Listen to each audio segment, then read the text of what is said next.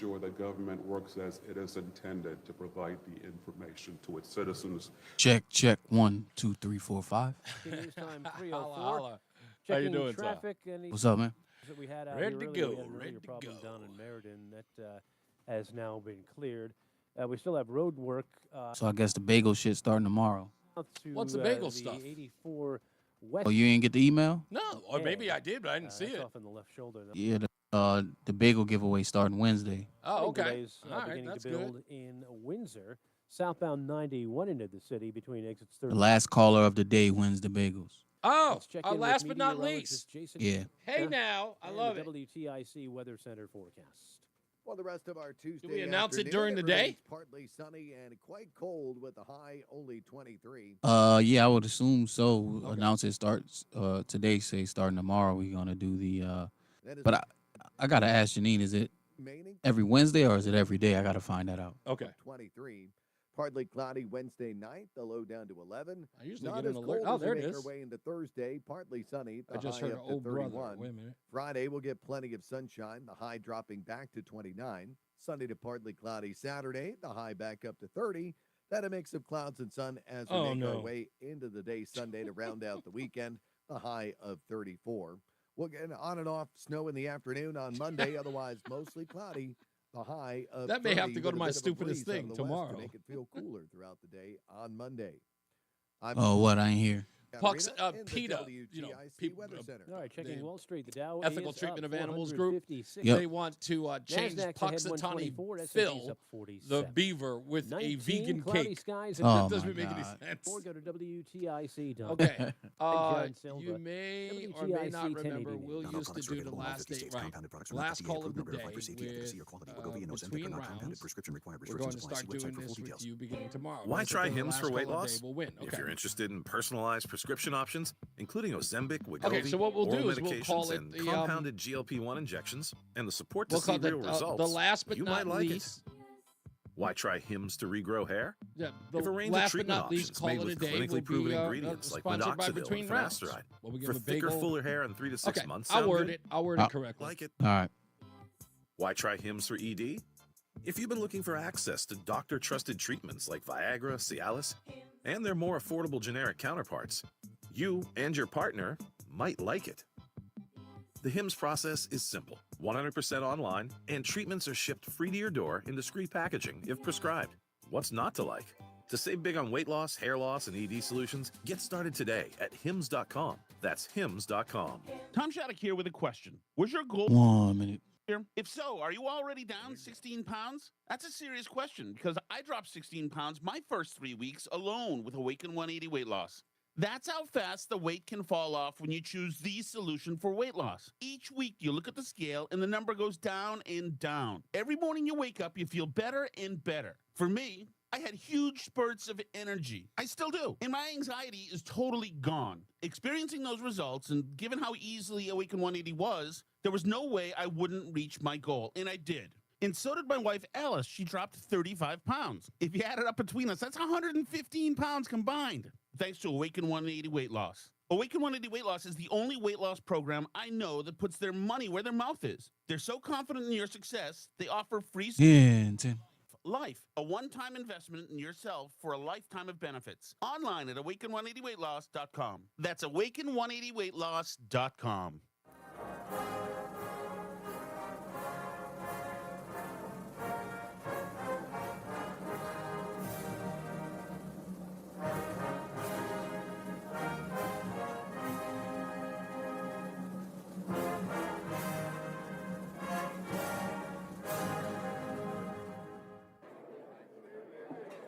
Hey, yo! Hey, shh. Calm down. The show is about to start. Reese on the radio. Turn it up. Turn it up low. Turn it up loud. It's like a dream come true. Yo, let's get it. Due to the nature of this program, discretion does not exist. It's Reese on the radio. Right now on WTIC News Talk 1080. Oh, baby, it is an exciting Tuesday right here on News Talk 1080 WTIC is the Reese on the Radio program. 9 minutes after the hour across the fruited plain. Hello, nutmeggers and scallywags. as well. We are ready and popping to go. So I want to make sure that everybody understands that people are going to start pulling their hair out this week. And I will get back to our local stuff. In fact, today we've got plenty of news on my good friend Chris Murphy. I was wondering just yesterday, where is my best friend Chris Murphy? Well, he was in Washington, and he was talking to Nicole Wallace. We'll get to him in a minute. But let me just say this about Chris Murphy. I am disappointed in you, Chris. I'm so disappointed. Folks, I really, really thought Chris had changed. I thought Chris Murphy had changed, but he has already given up on his New Year's resolution. After the election, he told us a whole bunch of stuff that he was going to do and that the Democrat Party was going to do, but he's already rescinded that and gone back to his old ways. We'll break that down for you. We will break that down for you, and we have the audio and the video to boot. For those of you scallywags inside the chat room, you will not be disappointed today. You are going to have a blast. And for those of you listening on the Odyssey app and in your cars, or maybe even by your desk at the office with an earphone in so the boss doesn't catch you, I want to tell you that you are about to have an amazing experience in talk radio. Let's get to it. The most important thing anyone seems to be concerned about is not what the American people have voted for. No. Not the changing of the guard, if you will, in electing Donald J. Trump as president of the United States and even having the inauguration. They bared, they bared through it. Many of them could not keep themselves from doing what they already done, the thing that has cost them millions of listeners and viewers. They got right back to their old nonsense. But the story that got me was that, what the heck is going on? The Associated Press, they are upset about the migrants. And they're upset about the migrants who came up to the border and found out that they could not get in to the United States. Here's the headline. Migrants stranded when thousands of appointments to enter the U.S. are canceled as Trump takes office. Now, this is a date that everybody knew was coming. They've known it for years, and they've known since November 5th who the president of the United States was going to be on January 20th. I'm sure these people watched the news. I'm sure these people knew. They were hoping they were going to get into the club, Club USA. And they didn't make it. Let me just read it. News of the CBP-1 app abrupt end shocked migrants across Mexico. They came from Haiti, Venezuela, and around the world, pulling small rolling suitcases, crammed with clothing and stuffed animals to occupy their children. They clutched cell phones, showing that after months of waiting, they had appointments finally to legally enter the United States. Now, outside a series of North Mexico border crossings where mazes of concrete barriers and thick fencing eventually spill into the United States, hope and excitement evaporated into despair and disbelief. Moments after President Donald Trump took office, U.S. Customs and Border Patrol announced Monday that the CBP-1 app that worked as recently and had been, that morning, I should say, was no longer used to admit migrants after facilitating entry for nearly 1 million people since January of 2023. And the news media and everyone else is upset that the nightclub is closed. Club USA is over. You cannot get in for free. In order for you to get into the United States, folks, you have to pay the cover charge. There's no just entry into it. It doesn't matter. There is no guest list. Kamala Harris and Joe Biden have no guest list at Club USA anymore. Those days are over. But I like to illustrate to you exactly what that's like down at the southern border. It goes a little something like this. Hello, I am Manuel. Yes, I'd like to come into Club USA. Yes, I have plenty of skills. I do construction. I can even do gardening and landscaping. I believe I am on the guest list. Can you check? Sure, honey, no problem. Let me get the guest list. 1 second. Oh, I'm sorry. What did you say your name was? It's Manuel. I should be on your guest list. I'm sorry, Manuel, but there is no guest list tonight. You have to pay the cover charge. And that's how it should be. That's how it should be. You should have to pay the cover charge. There is no easy entry into the United States. Those days are over. But I don't understand. I was told that I would get free entry. There should be a guest list under Joe Biden and Kamala Harris.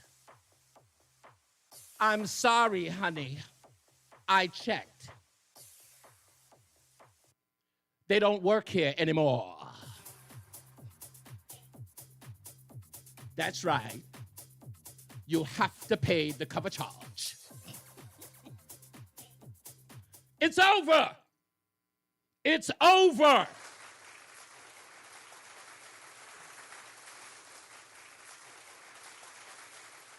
There's a cover charge. You go through the right entrance. There's no easy entry.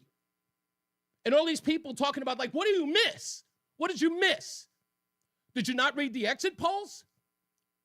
Did you not talk to voters afterwards? Maybe you didn't see the actual numbers. Maybe you didn't see any of that. Do you think everyone forgot? Immigration, illegal immigration for that matter, or just opening up the border in general was the reason why Donald Trump was sworn in yesterday. It's a wrap. So boo-hoo. I mean, you're trying, this is the part that I don't seem to understand. Someone must explain it to me. Why do they believe that constantly telling people over and over again in these newspaper articles and on television that the American people should be worried about those who do not get in for free and skip the line, knowing that coverage of this caused them to lose the election in the first place? The reason why they're not trusted as media outlets anymore. They're going back to the same. But I told you, they were never going to change. They don't care what the American people think. They don't. They never have. They only want what they want. They're not interested. You have to let them in for free. I don't understand. I've been waiting online all night. Are you telling me that I can't get in? No, because you have to pay the cover charge. They don't work here anymore. I'm sorry. Now, everybody go back. Maybe in another 4 years, you guys will get somebody that'll open up the door again. Maybe a guest list in 4 years. But for now, go home. Go home. That's all we need to. I don't want another story about this nonsense. And we'll get to the birthright citizenship stuff as well. Now, all of a sudden, Tong's interested. I came here through immigrants who came in illegally, and now I'm the Attorney General, and I want to stop birth. I want to make sure birthright citizen is. Oh, stop it. A bunch of moaning and crying. Just go to court, man. Just go to court. If you think you can stop them, stop them. That's all. Go against the will of the people of the state. You're going to make this personal because, again, This is what I've been trying to tell people in Connecticut and across the country. These politicians, these elected officials, they don't do anything at your behest. None whatsoever. They don't care. They care about their agenda. Chris Murphy, Dick Blumenthal, I don't think that they've paid attention to one constituent ever. They care about the donor class. They care about the people who tell them what to do. I listen to Chris Murphy all the time. I listen to Dick Blumenthal all the time, Ned Lamont. I don't hear these people talking about things that even remotely sound like stuff that people in Connecticut talk about. I talk to them every day, even liberals for that matter. They're not talking about the same things that they're talking about. The fact that these people wake up every day after Kamala Harris loses an election and say, yeah, we're going to keep fighting the guy. As they watch the numbers in the state grow for Donald Trump, overwhelmingly grow since 2016. And not once has anyone looked around and said, okay, maybe a different approach. They have no interest. This article, I mean, again, I thought it was amazing that they were talking about, and again, the headline. Let me just go to the headline. That to me was the migrants stranded when thousands of appointments. Stranded? There's nobody stranded. Stranded where? They have a home. Stranded. Are you under the impression that they're supposed to get entry because you want them to? What's here for them? What is here for them? I mean, explain to me what we're keeping out of the country by closing the border. Someone. And please, can it be something else other than cleaning our bathrooms or picking our lettuce? Can you give me anything else other than that? Cleaning or picking? Okay, how about this? Is there anybody at the southern border who we're preventing in that will be doing a job that slaves didn't do during the slave trade? Is there any one of those? Huh? Just one of those jobs. Like, who are we keeping? Is there a, I don't know, marine biologist at the southern border that we're preventing from getting in? Just tell me who we're preventing. Because I don't hear anyone talking about this. There's people at the border that could totally be curing cancer. I don't hear it. I mean, are hotel rooms not being cleaned right now? Is there a filthy Hilton somewhere because of the southern border being shut down? I don't know what we're going to do here at the Regency. The bathrooms are just overloading with crap. We've got to open that border. I don't hear any of that. Because that's what these people sound like. They should be, look, they should be considerate of the fact that the American people said it's gone too far. If it had been 2 million in 4 years, probably no one would have ever talked about it. But it was millions upon millions upon millions. And they were everywhere. Everywhere you look. And they were sleeping in hotels for free. And they were sleeping in police stations and at airports and on the streets. We were importing homeless people into cities that already had a homeless problem. This is what we were doing. And you put a headline like this talking about stranded. Well, we have people who got rid of the last administration because some of them were stranded, not being able to pay for food or to put gas in their cars. Stranded. People had to manage their lives, their own lives. Been here forever, their entire lives. They had to have all of that managed. And never once did any of these articles even consider them. No. These articles never cared about their struggles. They seem to care more about the struggles of people who are trying to get in. That the federal government was giving thousands of dollars to. Thousands upon thousands. It sucks when you see a guy work hard making $50,000 a year, trying to take care of his family, even if he didn't have kids, just he and his girlfriend or he and his wife.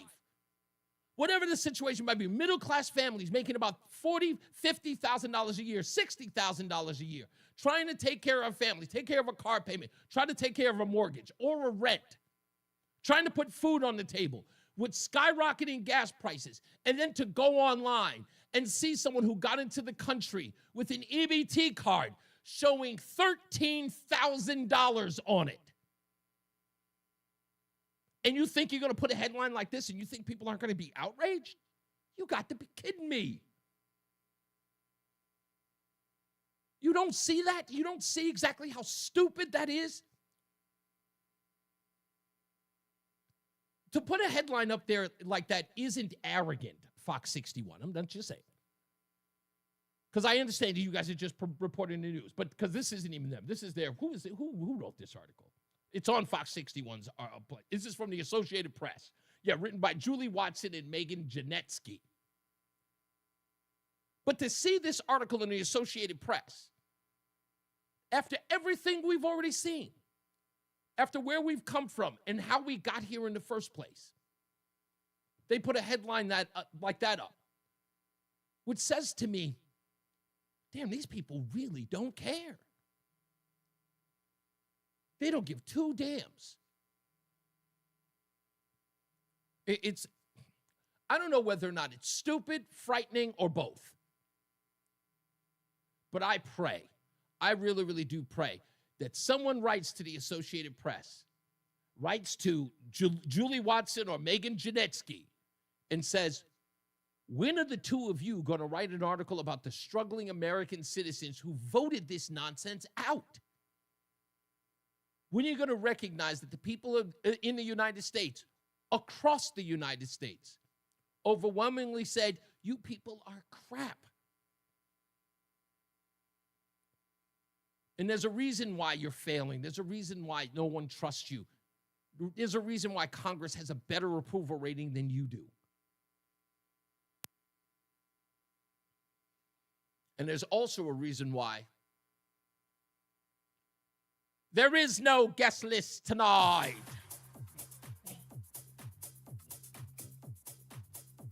They have to pay the cover charge. We'll be back. It's Reese on Radio on NewsTalk 1080 WTIC. Isn't it time you thought about an estate plan for your family? Estate planning attorneys help prioritize and carry out personalized asset protection strategies. The law firm of Brown, Payne, Dearest & Scott has served the legal needs of individuals and their small businesses since 1977. Our experienced estate planning team is ready to help. With Brown, Payne, Dearest & Scott, you get more than a lawyer, you get a law firm. Call us at 860-CALL-BPS or visit bpslawyers.com. Nancy Tanucci approved this ad. The pro football playoff season is here, and there's one place to be. The BetQL Network, presented by BetMGM. Your home for wagertainment, giving you the sharpest insights and bringing on expert guest analysis. From point spreads to props, live betting to futures, BetQL has you covered every step of the way with wall-to-wall coverage on the road to the championship in New Orleans. Listen live on the BetQL Network, presented by BetMGM on the free Odyssey app and twitch.tv/BetQL or YouTube at Odyssey Sports. Hi, I'm Joe with SimpleSaleUSA.com, and I buy houses cash. If you own a house and want to sell it fast at a fair price, call me at 203-896-4000. I can pay cash and close in as little as 7 days. I buy houses in any condition, any price range, and more importantly, anywhere in Connecticut. I'm a private real estate investor who buys several houses a month, and I want to buy more. I buy inherited houses, divorce houses, behind in payment houses. I even buy my tenant won't pay me the rent houses. Do you own a house that is trash and needs thousands of dollars in repairs? Great, because I love buying junk houses. I buy vacant houses, abandoned houses, condemned houses, and even foreclosure houses. If you own a house and want to sell it fast, call me at 203-896-4000. That's 203-896-4000. 203-896-4000. 4000. Wesley Financial Group is not a law firm. If you own a timeshare, don't miss this public service announcement from Chuck McDowell, founder of Wesley Financial Group. If you receive an unsolicited phone call or mail piece to discuss selling, renting, or especially canceling your timeshare, don't fall for it. If you really want out of your timeshare, hang the phone up immediately or throw that mail piece in the trash and contact your timeshare resort or Wesley Financial Group for assistance with your timeshare. As the only Inc. 500 timeshare cancellation company, our knowledge, experience, and results has made Wesley a trusted resource for over 40,000 families we've helped get out of their timeshare. Give us a call, and I'll send you our timeshare exit information kit free with the straight facts about your timeshare and all of your options for cancellation. Call for your free info kit, 800-329-2121, 800-329-2121, 800-329-2121. And now, a WTIC news update. 19 degrees at 3:30. I'm John Silva, WTIC 1080 News. Connecticut and more than a dozen states are challenging President Trump's executive order ending the constitutional guarantee of birthright citizenship. Attorney General William Tong says a group of 18 states, D.C. and the city of San Francisco, are filing that suit in an attempt to block Trump's order. It would end the policy of automatically granting citizenship to people born in the U.S., a move he said on the campaign trail he would do once in office. Man is under arrest after state police say he dragged a trooper while trying to flee a traffic stop last year. Kelvin Miranda is charged. Police say the trooper attempted to pull Miranda off a motorcycle in Mansfield last September 10th, got dragged 15 to 20 feet. The officer sustained a knee injury. Miranda was arrested last Friday. Israel's top general has resigned, citing the security and intelligence failures related to Hamas' surprise attack that triggered the war in Gaza. Fire leaves a person injured in Naugatuck. Blaze broke out early this morning at an apartment in the area of Conrad Street and Oak Terrace. Victim was taken to the Bridgeport Hospital burn unit for treatment. And Harvard's Hasty Pudding Theatricals has named Wicked star Cynthia Them, and it was so Erivo many other people. The thing that really, I think, was spotlighting Snoop is because of the things that Snoop Dogg said. And an Emmy Award, Tony, and Grammy winner. The Pudding is the oldest theatrical organization in the nation, one of the oldest in the world. WTIC News Time is 3:32. Here is Jason Catarino with the forecast. For the rest of our Tuesday afternoon, partly sunny and cold, the high of 23. Then tonight, the clouds will break. It'll be extremely cold, though. The low down to 4 degrees above zero. Remaining cold for our Wednesday, mostly sunny skies. Yeah, The high Fritz, I right did. Back to 23. On Wednesday night, partly cloudy, not as cold. The low down to 11. Then not as cold again on Thursday with partly sunny skies. The high up to 31. I'm meteorologist Jason Catarina in the WTIC Weather Center. 19 cloudy skies in Hartford, Wall Street, the Dow up 490, the NASDAQ is up 150. For these stories and more, go to WTIC.com. I'm John Silva, WTIC 1080 News. Men, it's the new year, and for many of us, it's a time of deciding to make positive changes in our lives. This is Dale for Northeast Men's Health, and if you're suffering with erectile dysfunction and are tired of the frustration and embarrassment ED causes, you should call Northeast Men's Health today, because there probably isn't a better resolution you can make than to be done with ED. You see, ED doesn't just affect you. It can also affect your partner, even if they don't talk about it. But here's some great news. If you're like most guys, the treatments at Northeast Men's Health will give you back your sex life, because our protocols have success rates that work in well over 90% of cases. Seriously, you might even find you're performing like you haven't in years. So make an appointment and get ED out of your life. Your initial visit is just $99 and includes blood work, a medical consult, and if medically advised, a test dose. And if that test dose doesn't work in the office, your visit is free. Call 800-930-5956 or go to northeastmenshealth.com. We have 5 offices: Salem, New Hampshire, Dedham, Marlborough, Woburn, Farmington, Connecticut. Northeast Men's Health, a Promedic restorative health practice. It's a new year. It's time for a new start. And that starts at Proterra Subaru Outlet in Hartford. New lower prices, new lower leases, and 0% financing available. That's right. Start your 2025 with a new Subaru from Proterra Subaru Outlet, where you can save hundreds, even thousands over other area Subaru dealers. Brand new Outbacks, only $27,995, or lease for just $249 a month. Crosstreks, $24,495, or lease for a low $259 a month, or get 0% financing, and that will save you a lot, maybe thousands in interest charges. Get a brand new Impreza for $189 a month, or buy one for $22,495. Buy a new Forester for $28,795, or lease one for $279 a month, or take the 0% financing. Start your new year with great savings and buy your new Subaru from Proterra Subaru Outlet in Hartford, exit 33 off I-91, or online at ProterraMotors.com. Call 888-799-1150 for details. Hey everyone, it's Ted from Consumer Cellular, the guy in the orange sweater, and this is your wake-up call. If you're paying too much for wireless service, you don't have to keep having that nightmare. Consumer Cellular has the same fast, reliable coverage as the leading carriers for less. And for a limited time, new customers receive their second month free when they sign up and use promo code SECONDFREE by January 26th. So why keep spending more than you have to? Seriously, wake up and call 1-888-FREEDOM or visit consumercellular.com. Taxes, fees, and other third-party charges will apply. See website for additional details. Helping your inner circle prepare for emergencies can start in many ways. Put together an emergency kit with Wipewool. Create a family communication plan with your tita.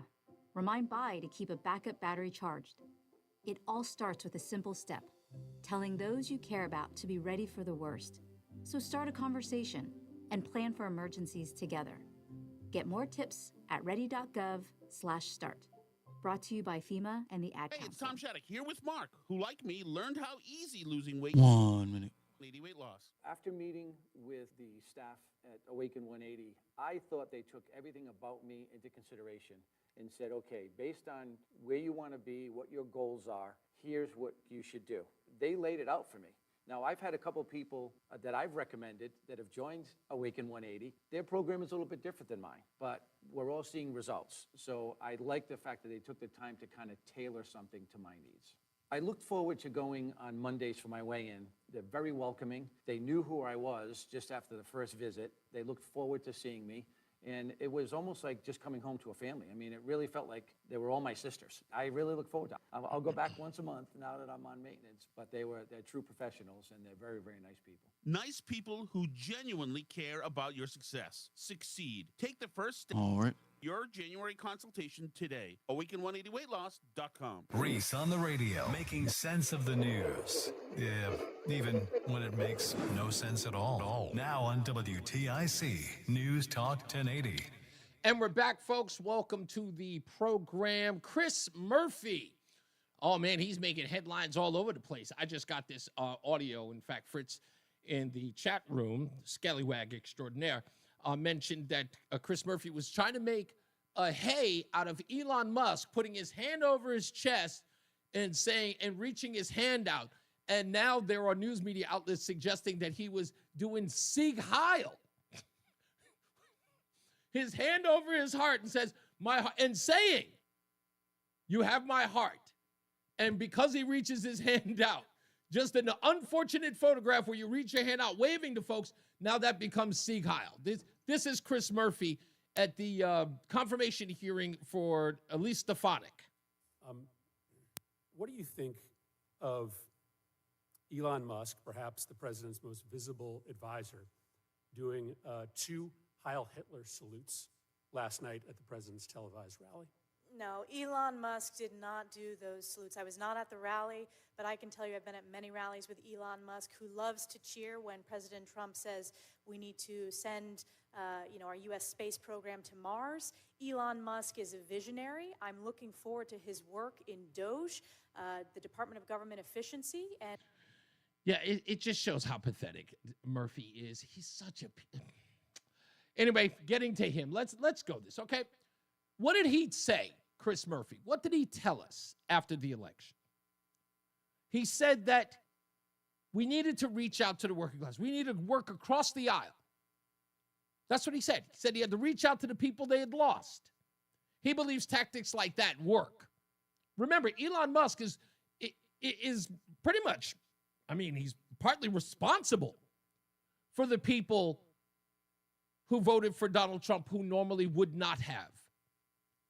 And Chris Murphy goes, this right. Here's what he said, that the Democrat Party has to become after the election.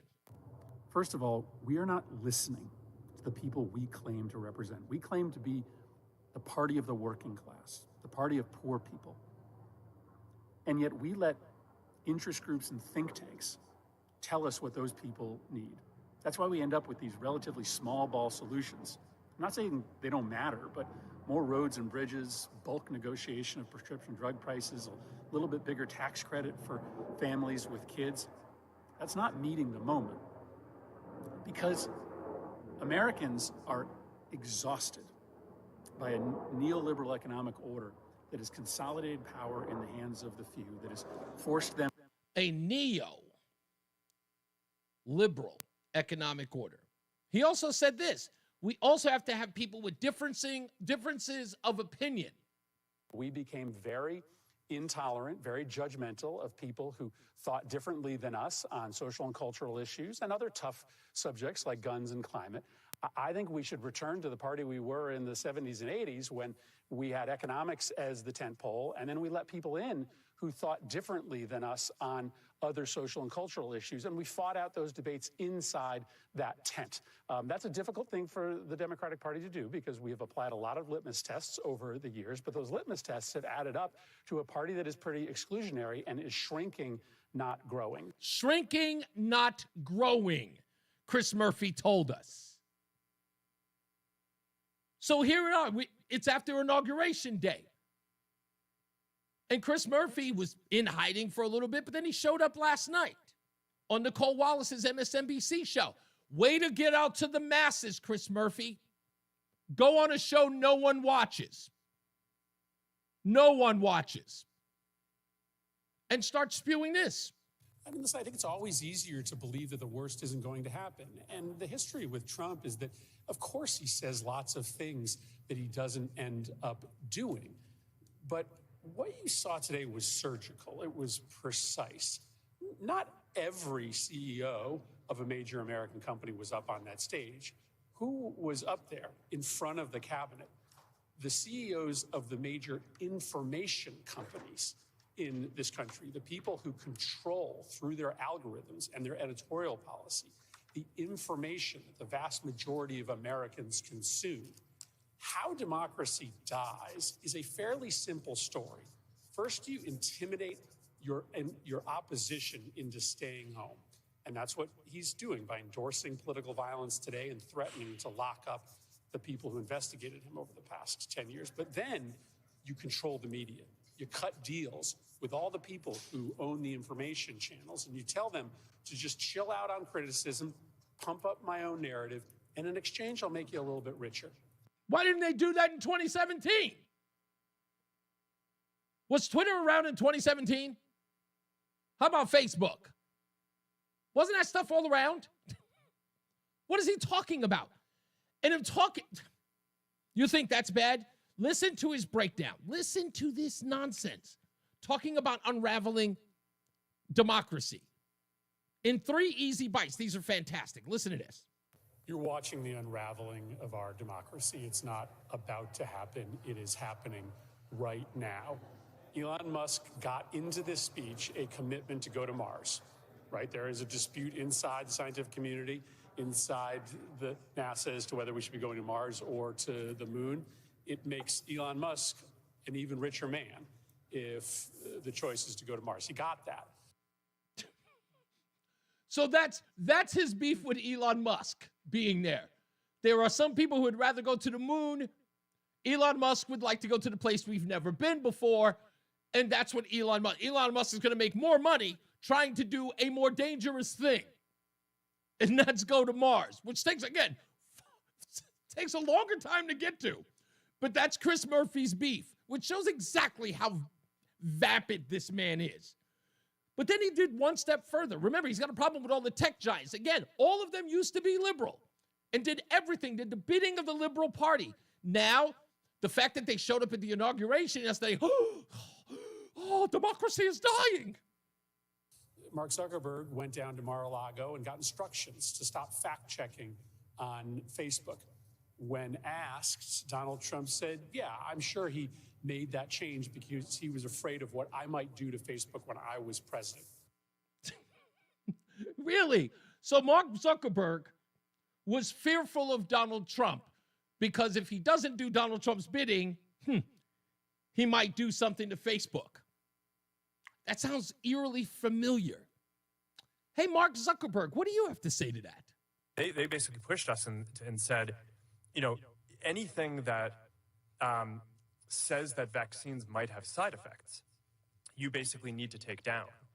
And I was just like, well, we're not going to do that. Like, we're clearly not going to do that. I mean, that is kind of inarguably true. Who is they? Who's telling you to take down things that it was that talk about vaccine side effects? It was people in the Biden administration. Yeah, people in the Biden administration. Chris Murphy's got beef with Donald Trump saying the thing that Joe Biden and his administration actually did. Here's more, Chris Murphy.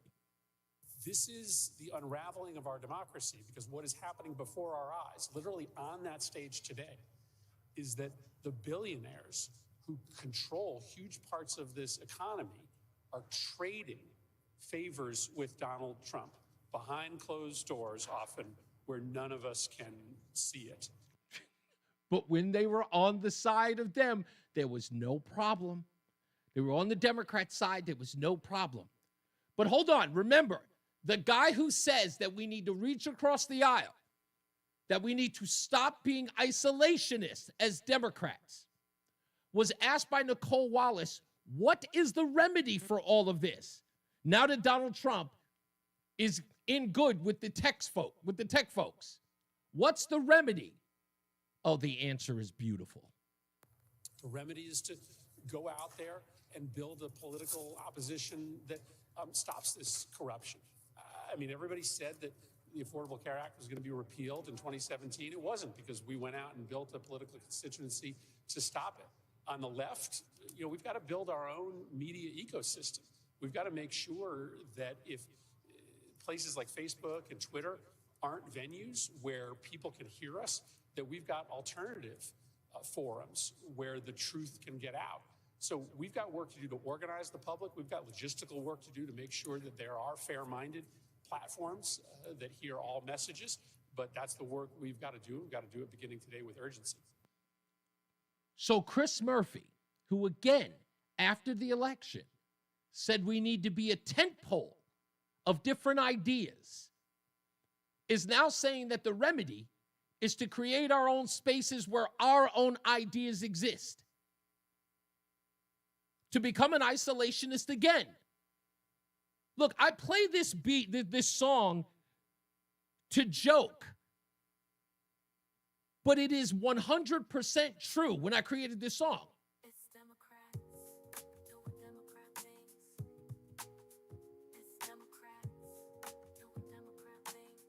They can't help themselves. They are who they always are going to be. Just Democrats doing Democrat things. It's not an idea. It's not even an ideology. It's woven into their DNA. Their brain will not allow them to think otherwise. Outside of the box, that's not a thing. There is no thinking outside of the box. It's orthodox. It's worse than religion. It's worse than cultism. It's who they are. Let's take one call. Let me take Hank in Portland. How we doing, Hank? Hey, how you doing? Good to hear you. My pleasure, sir. What's going on? I don't know how Chris Murphy has the gall to get up there and speak at all when the Sackler family donated money to the Democratic Party. He doesn't, again, he's speaking to an audience that would never push back on him that. And again, it's the smallest audience in cable news, Nicole Wallace's show. So listen, there was an article by Chris Powell talking about him coming to the brosphere, like going on places like Joe Rogan or going on Theo Vaughn's sites, just talking to what's considered somewhat middle of the road or conservative talk, he'll never go. He's never going to go because Chris Murphy, he doesn't have the heart to.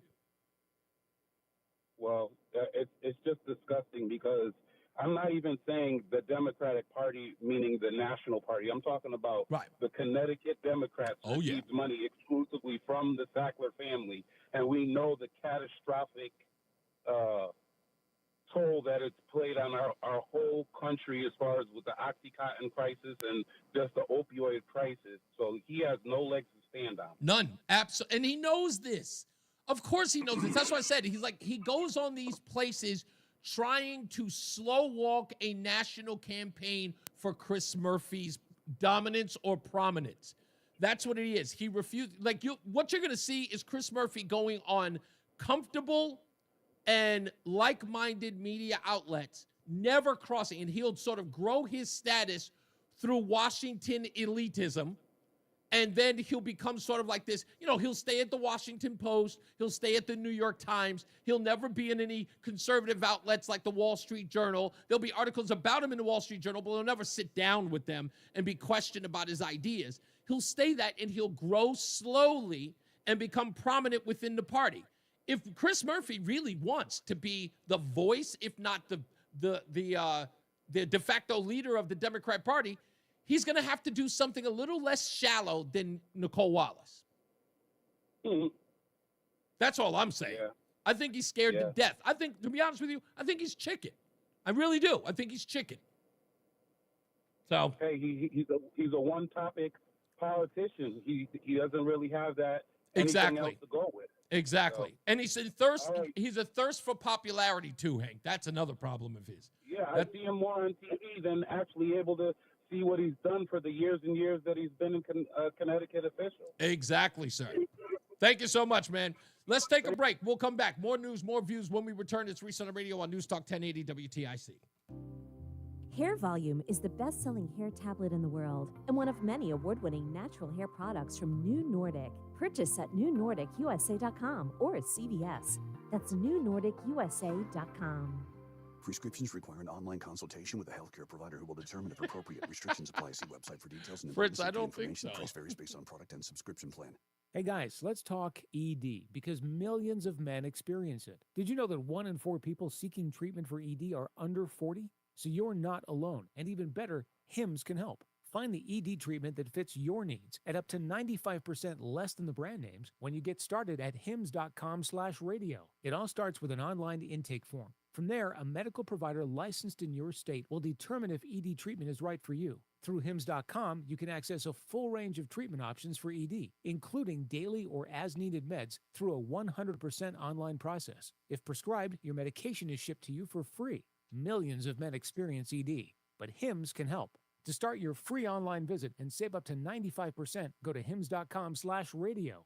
That's hims.com/radio for your free online visit. HIMS.com/RADIO. I'm elder law attorney Haley Allaire. Our greatest reward is happy clients telling us that they're very thankful for our help. Hi, I'm Kate from Farmington. When I called Allaire Elder Law, I didn't know exactly what I was looking for, but I knew I needed help. Allaire Elder Law helped me find my way. My husband had a stroke a year ago, and we worked hard to bring him home. I worried about what would happen if either of us had another medical emergency. Allaire Elder Law worked with us to develop a plan that will keep my husband safe at home while protecting our assets. What surprised me most was that I didn't just work with a lawyer. I worked with a wonderful team of people. Charlotte helped me rewrite my will to protect my husband. Amanda helped me gather materials and navigate the Medicaid application. Heather came to our home to meet us, understand our needs, and connect us with a healthcare agency. I'm grateful for the team.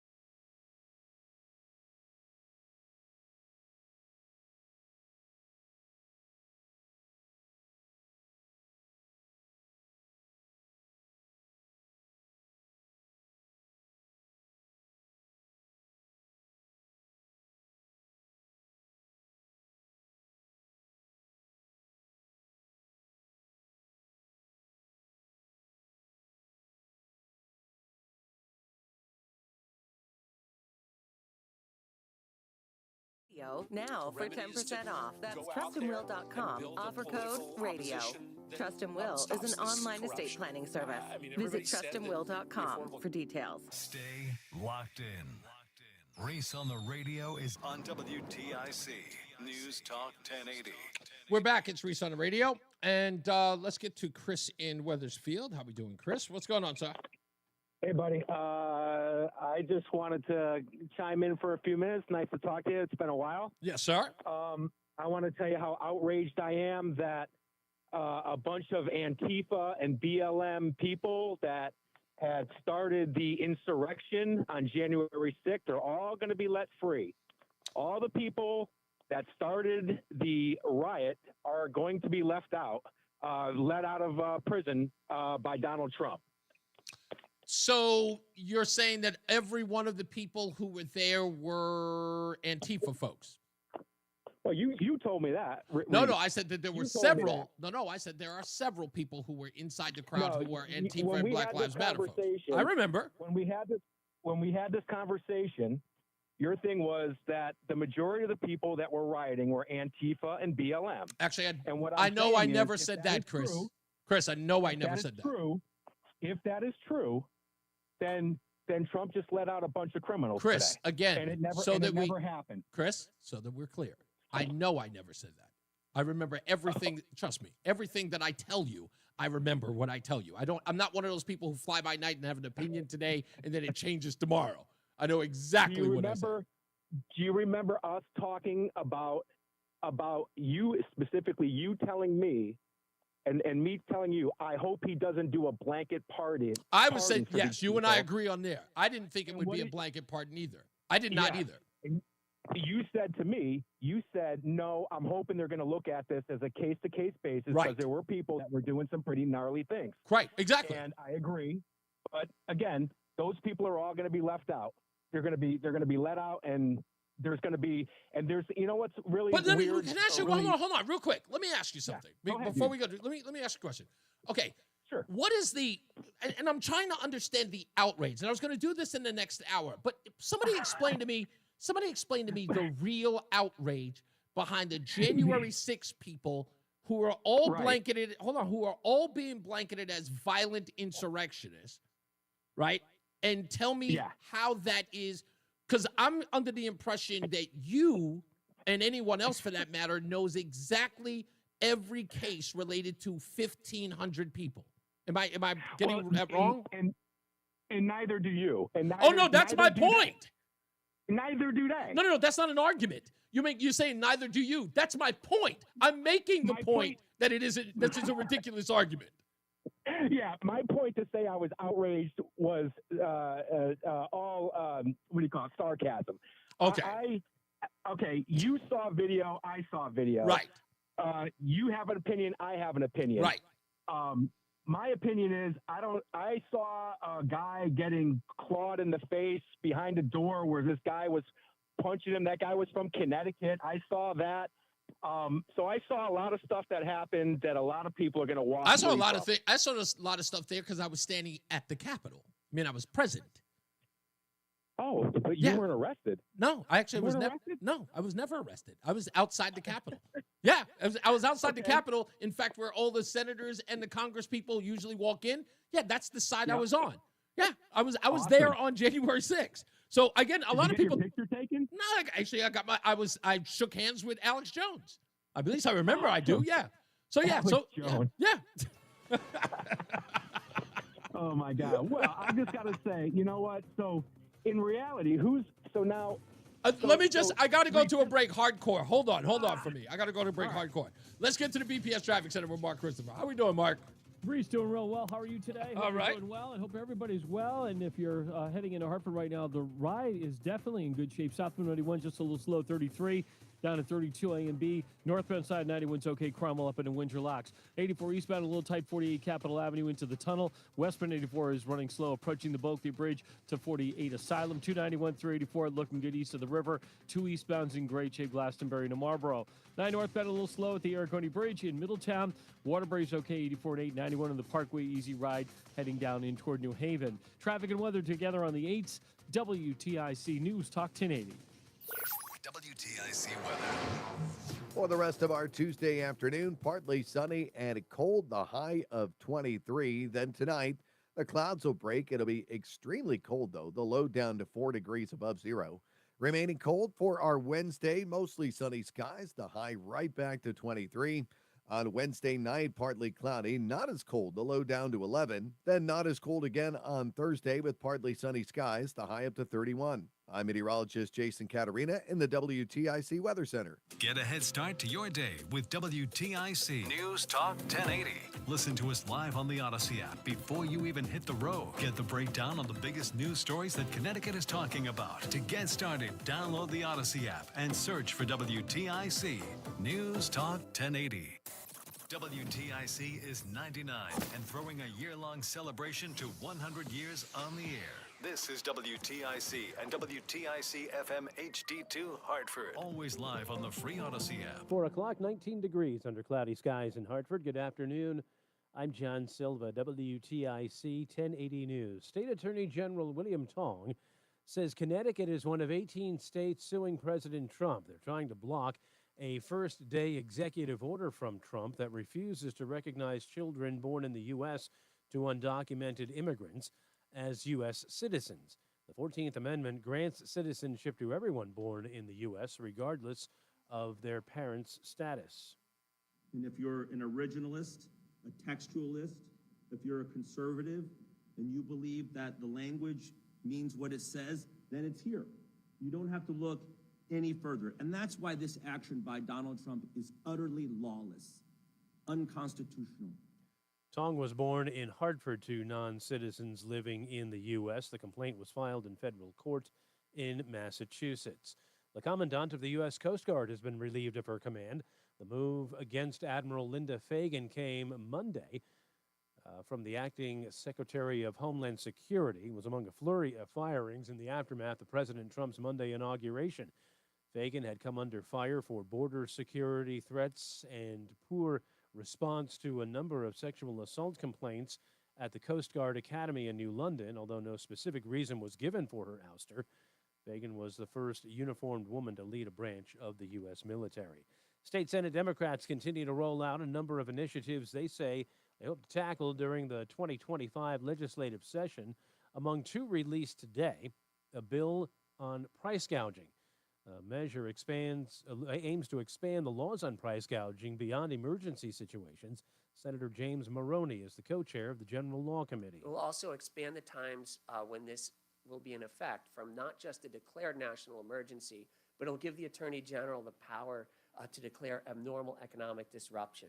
So it'll give him more power to go after that. Maroney also says the bill seeks to protect consumers from junk fees, requiring ads to present upfront pricing and not hide any additional fees. One person was sent to the hospital early this morning after a fire broke out in an apartment building in Naugatuck. Firefighters were dispatched to the structure at Conrad Street and Oak Terrace. A police officer first noticed the smoke. Sharon Miller tells WFSB she knew something was up because of all the commotion. I felt bad, of course. I don't want to hear anyone get hurt, especially this elderly people live around here. A victim taken to the Bridgeport Hospital burn unit. The fire marshal is working to determine a cause of that fire. More Capitol riot defendants are being or have been sprung following President Trump's pardons and commutations. As for the future releases, they're ongoing, and we expect even more today. Trump ordered his attorney general, currently acting attorney general, to make sure that those who are currently held in prison are, quote, released immediately. And also, by the way, to dismiss all of those pending indictments, too. Correspondent Nicole Skanga, 13 of the rioters, or those accused, have ties to Connecticut. With these frigid temperatures expected to hang around for a few days, might be worth the time to check your pipes. Plumbing experts are advising homeowners to be aware of possible frozen pipes. They say while most water lines have been run on interior walls of a home to protect them from freezing, doesn't hurt to have a constant drip running. The same old saying that's been said for years is keep the water running, even just some kind of a constant steady drip. Moving water doesn't like to freeze. It's more difficult to freeze. Also, keeping the cabinet doors underneath open a little bit will help get some air circulation through there. Mike Ritter is the owner of Great Lakes Heating and Air Conditioning in South Bend, Indiana. Closing bell report sponsored by Bouvier Insurance. Big day for the markets on Wall Street. Dow up 538 points. NASDAQ ahead 126. S&P up 52. For these stories and more, go to WTIC.com. I'm John Silva, WTIC 1080 News. Diabetes, high blood pressure. Woman.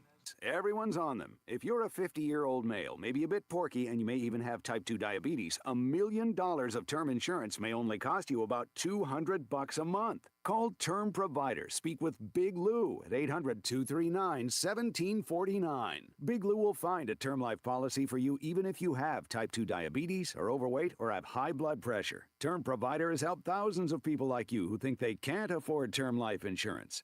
To buy $1 million of affordable term life for you, all you need to do is call Big Lou at 800-239-1749. Lou will make sure the scales are tipped in your favor. Call 800-239-1749. Big Lou will answer your call and work to fit you into a term life policy that you can afford. Remember, Big Lou's like you. He's on. Call 800-239-1749, 800-239-1749, or biglou.com. The hour that packs a punch. It's Reese on the radio on WTIC News Talk 1080. This could very well be the stupidest person on the face of the earth. Do I look that stupid? Yes, you do. Yes, the stupidest thing that I read today is the way that the press has been behaving over the last, less than 24 hours? Yeah, a little more than 24 hours. And here's a sampling of it. If you go to reeseontheradio.com, that's REESE on the radio.com, you can watch this video yourself. This is just, it's from the Washington Free Beacon. It goes a little something like this. Takeover of the United States by a base mentality of greed and corruption. And we're about to enter an era of deep fakes, and all sorts of misinformation. I think we do all have to recognize that this is tough. Donors and billionaires who are what are they doing there? And then seamlessly into Javier Milei and other right-wing political leaders from foreign countries, which again is not a normal thing. It's people who will give him what he wants and allow him to do to the American people, to immigrants whom Jesus loved.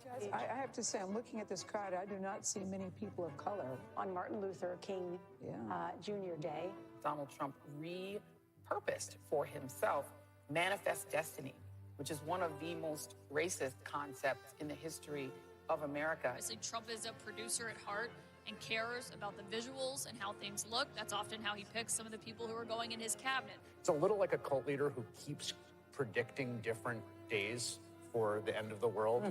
Because it's inside and so intimate, you could almost kind of feel a little bit of the cringe there inside. And ensuring that they are not chilly. They're all there. They be hating. Oh, I can feel your anger. I love it. I'm sorry. I know people get ticked off when they watch this stuff or they see it online. It's the best. Nothing makes me happier to watch these people be miserable. It's the best. They bring it on themselves. They just hate so much. Hate so much. Anna Navarro called black men trained SEALs. Oh! Their bigotry knows no bounds. They're such bigots and racists, all of them. Them, and it was so many other people. The thing that really, I think, was spotlighting Snoop is because of the things that Snoop Dogg said. They hate it. Snoop Dogg, Nelly performing. Oh, bad people. Let's get another check of our traffic with Mark Christopher in the BPS Traffic Center. How are we doing out there, Mark? I know it's cold.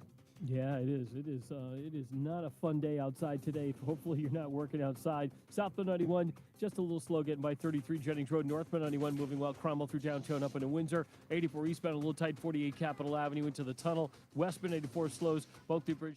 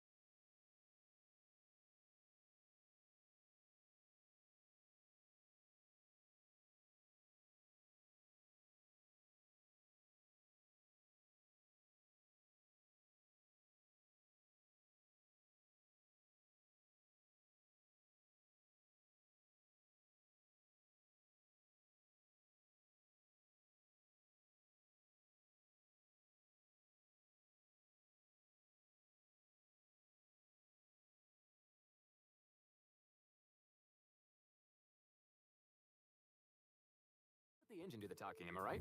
Start. All right, here we go. Use offer code COUNT for 10% off and make it count. Trust and Will is an online estate planning service. For details, see trustandwill.com. It's Reese on the radio. And don't say we didn't warn you on News Talk 1080 WTIC. And we're back. Plenty of phone calls and comments inside the chat room. Let me go through a couple of them. This one I thought was absolutely poignant, and I need to make sure I get to it.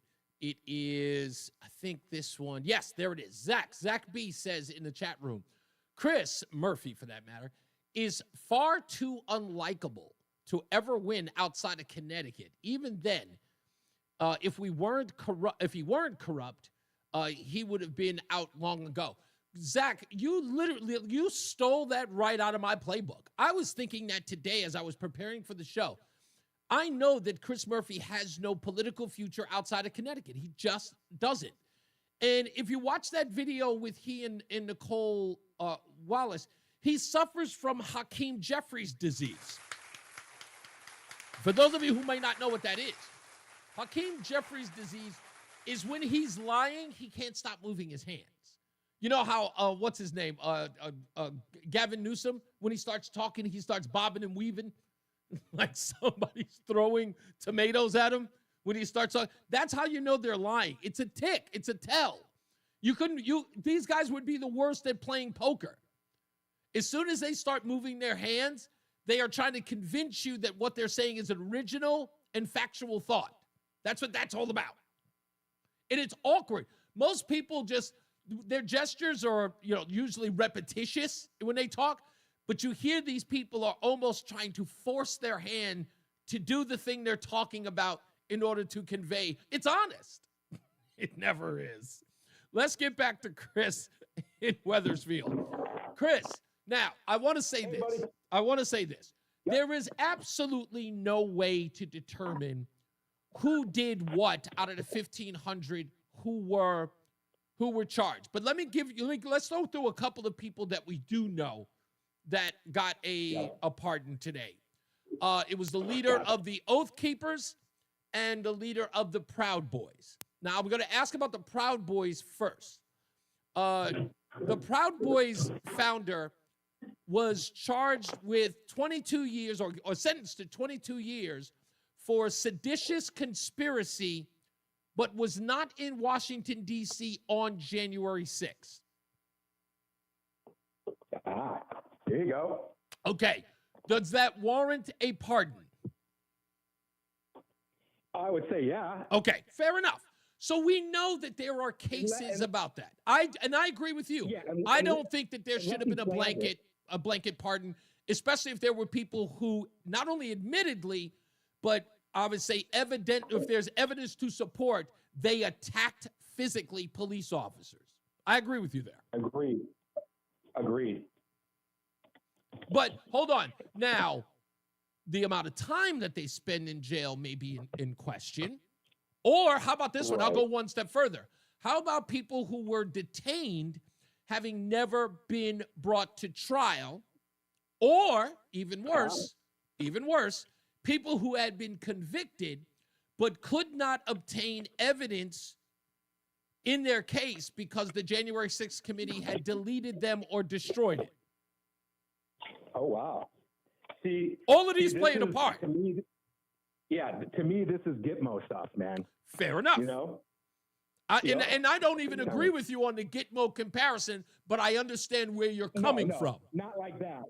But it's like those people are the same way, right? I'm throwing you in jail for eternity, and you're not going to see a judge, and you're not going to. Exactly. I'm not saying Gitmo is a.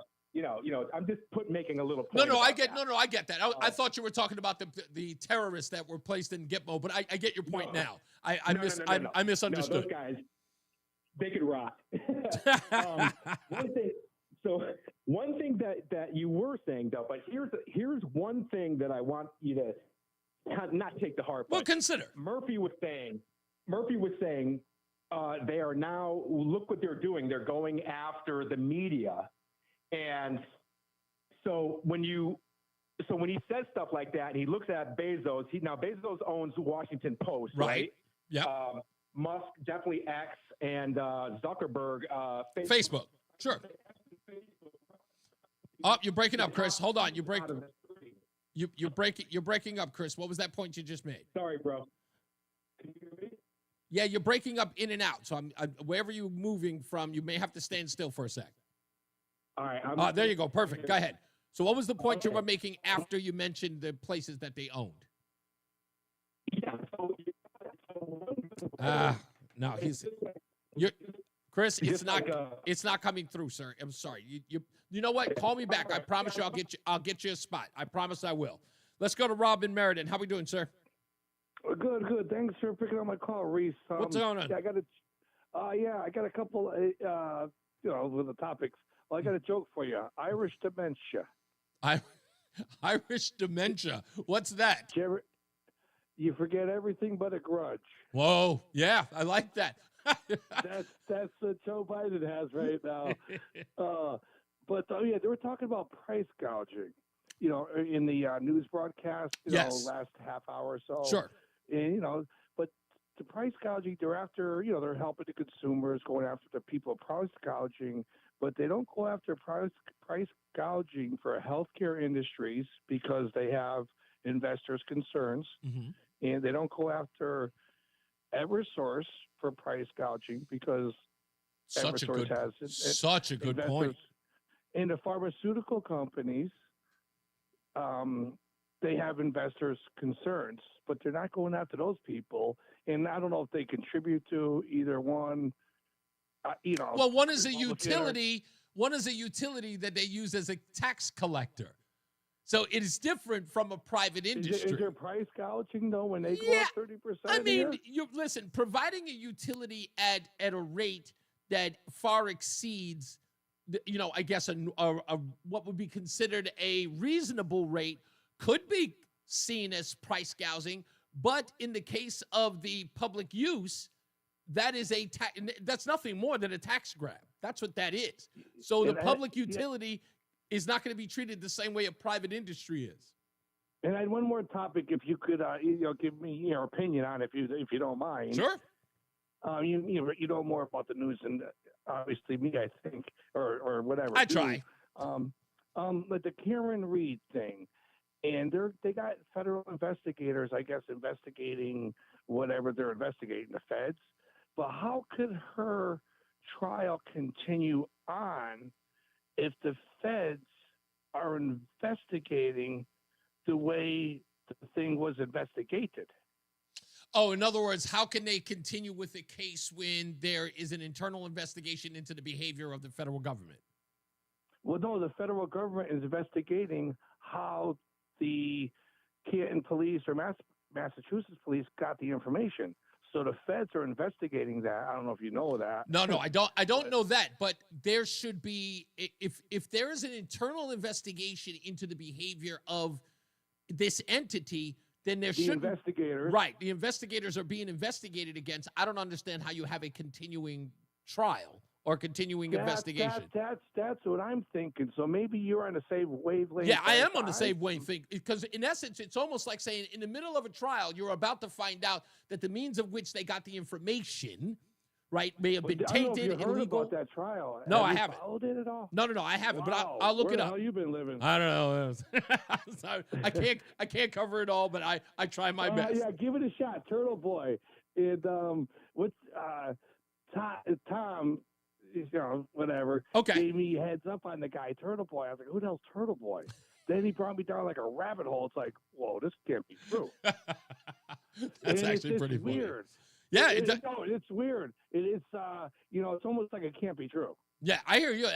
But then again, I mean, let's be honest, Rob. Isn't that kind of what the last 10 years have been like? Oh, yeah, fake news, exactly. But, you got a great show. Keep up the good work, man. Thank you, sir. Much appreciated.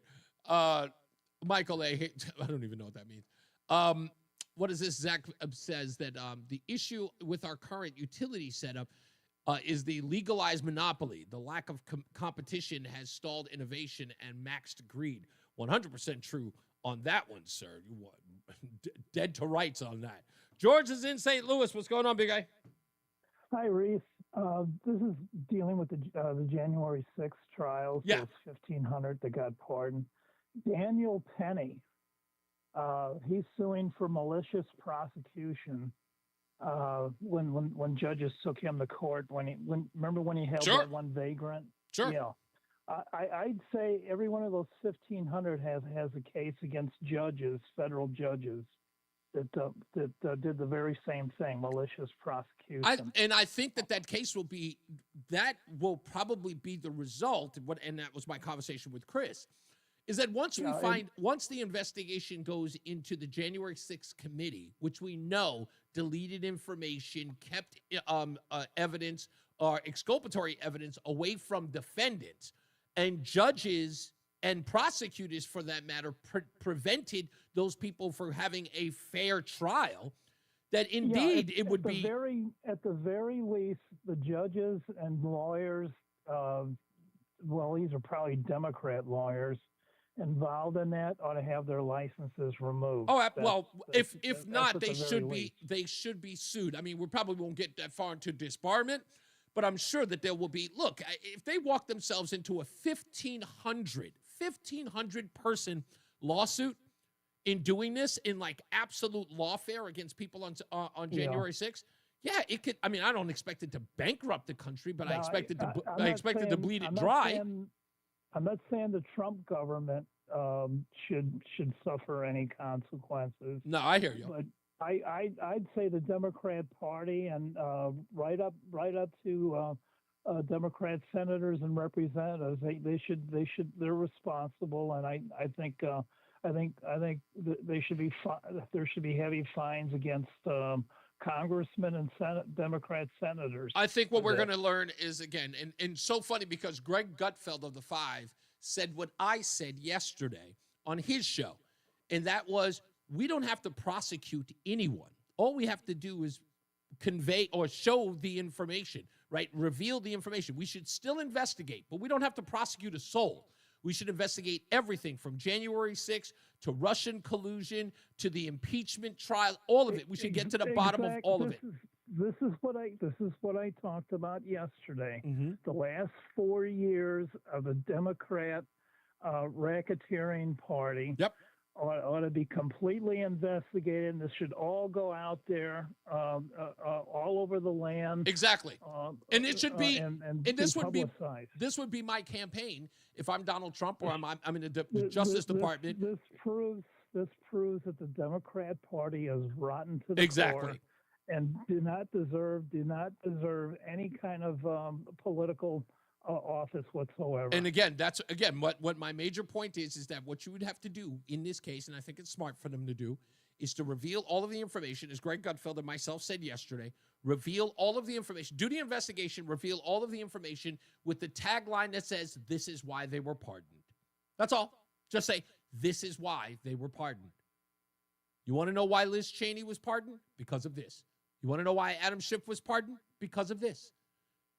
Ridicule them, make sure that the information is out there, make sure that they all read it, and embarrass them to the point where Adam Kinzinger and Liz Cheney, forget about it, they never run for political office ever again, but embarrass Adam Schiff. Embarrass him to the point where he has no choice but to resign. Humiliate him. We're talking about the same guy where there's a video out there where he was fooled by a couple of radio hosts into believing they had naked pictures of Donald Trump. Anybody remember that? Oh, I do. It was glorious. It was glorious. And it showed how thirsty that piece of garbage was. He was thirsty for them. So you have those pictures of naked Donald Trump? Okay, I will have my staff get in touch with you. Now, you sure that Donald Trump is naked in these photos? You sure you have them? Are they in glossy or Polaroids? What kind of photos are they? Are they 8x10s? Are they wallet size? How many copies do you have? Can you make copies for me? That's what he was. Hey, don't take my word for it. Listen to the video. Or listen to the audio, I should say. He sounded real thirsty. He wanted that stuff. And then the Russian was on there and goes, Yes, we have compromising photographs of Donald Trump. You do? What kind of photos? Is he on a horse? Is he going piggyback? Michael B says, are the photos sticky? Shut up, Michael B. I cannot believe you. Oh, these people are silly. Yeah, you have to see if I can find the audio. We should play that. He was so desperate. Gosh, I just want him to. Look, wouldn't we all feel better if Adam Schiff was humiliated? Wouldn't we? Oh, it would be so fantastic. All right, when we come back, more news, more views. I got to talk about I had it in front of me. Oh, we'll talk about the story about Pete Hegseth. There's another affidavit that's come out from a sister-in-law, if you can believe that. He is being Kavanaugh'd right before our eyes, ladies and gentlemen. This is going to be Kavanaugh 2.0. And we'll read what the affidavit has to say in a little bit as well. And also we'll talk about the people who have so far been fired or pretty much just quitting their job after Donald Trump's inauguration. So all of that is coming up. So stick around, more news, more views. When we return, let's get another check of our traffic with the intrepid Mark Christopher in the BPS Traffic Center. Anybody ever call you intrepid? No, I don't think so. I think you're the first one. So I'm smiling about that. No. Hey, if you're heading into downtown Hartford right now, overall we're... I actually had a Dodge Intrepid in college. Did you? Employee-owned company. And 91 southbound coming into Hartford a little slow at 32 A and B. Northbound 91's moving well. Cromwell through downtown up into Windsor. Westbound 84 tied up approaching the Bulkley Bridge out to 45 Flatbush Avenue. 84 eastbound slowing approaching 46 Sisson Avenue up to 48 Capitol Avenue. 291 through 84 okay. 2 eastbound moving well Glastonbury into Marlboro. Quiet Middletown. Waterbury's okay. 84 and 891 in the Parkway. Good ride toward New Haven. At Tab Computer Systems, our employee owners are dedicated to your business success. We offer affordable enterprise-grade solutions in cybersecurity, VoIP, compliance, IT consulting, implementation, and support. Technologies advancing business, Tab Computer Systems. Traffic and weather together on the 8s. WTIC News Talk 1080. WTIC weather. Well, the rest of our Tuesday afternoon, it remains partly sunny and quite cold with the high only 23. Tonight, the clouds will break some. It'll be quite cold as well, the low dropping down to 4 above. Then as we head through the day on Wednesday, remaining cold, mostly sunny, the high again of 23. Partly cloudy Wednesday night, the low down to 11. Not as cold as we make our way into Thursday, partly sunny, the high up to 31.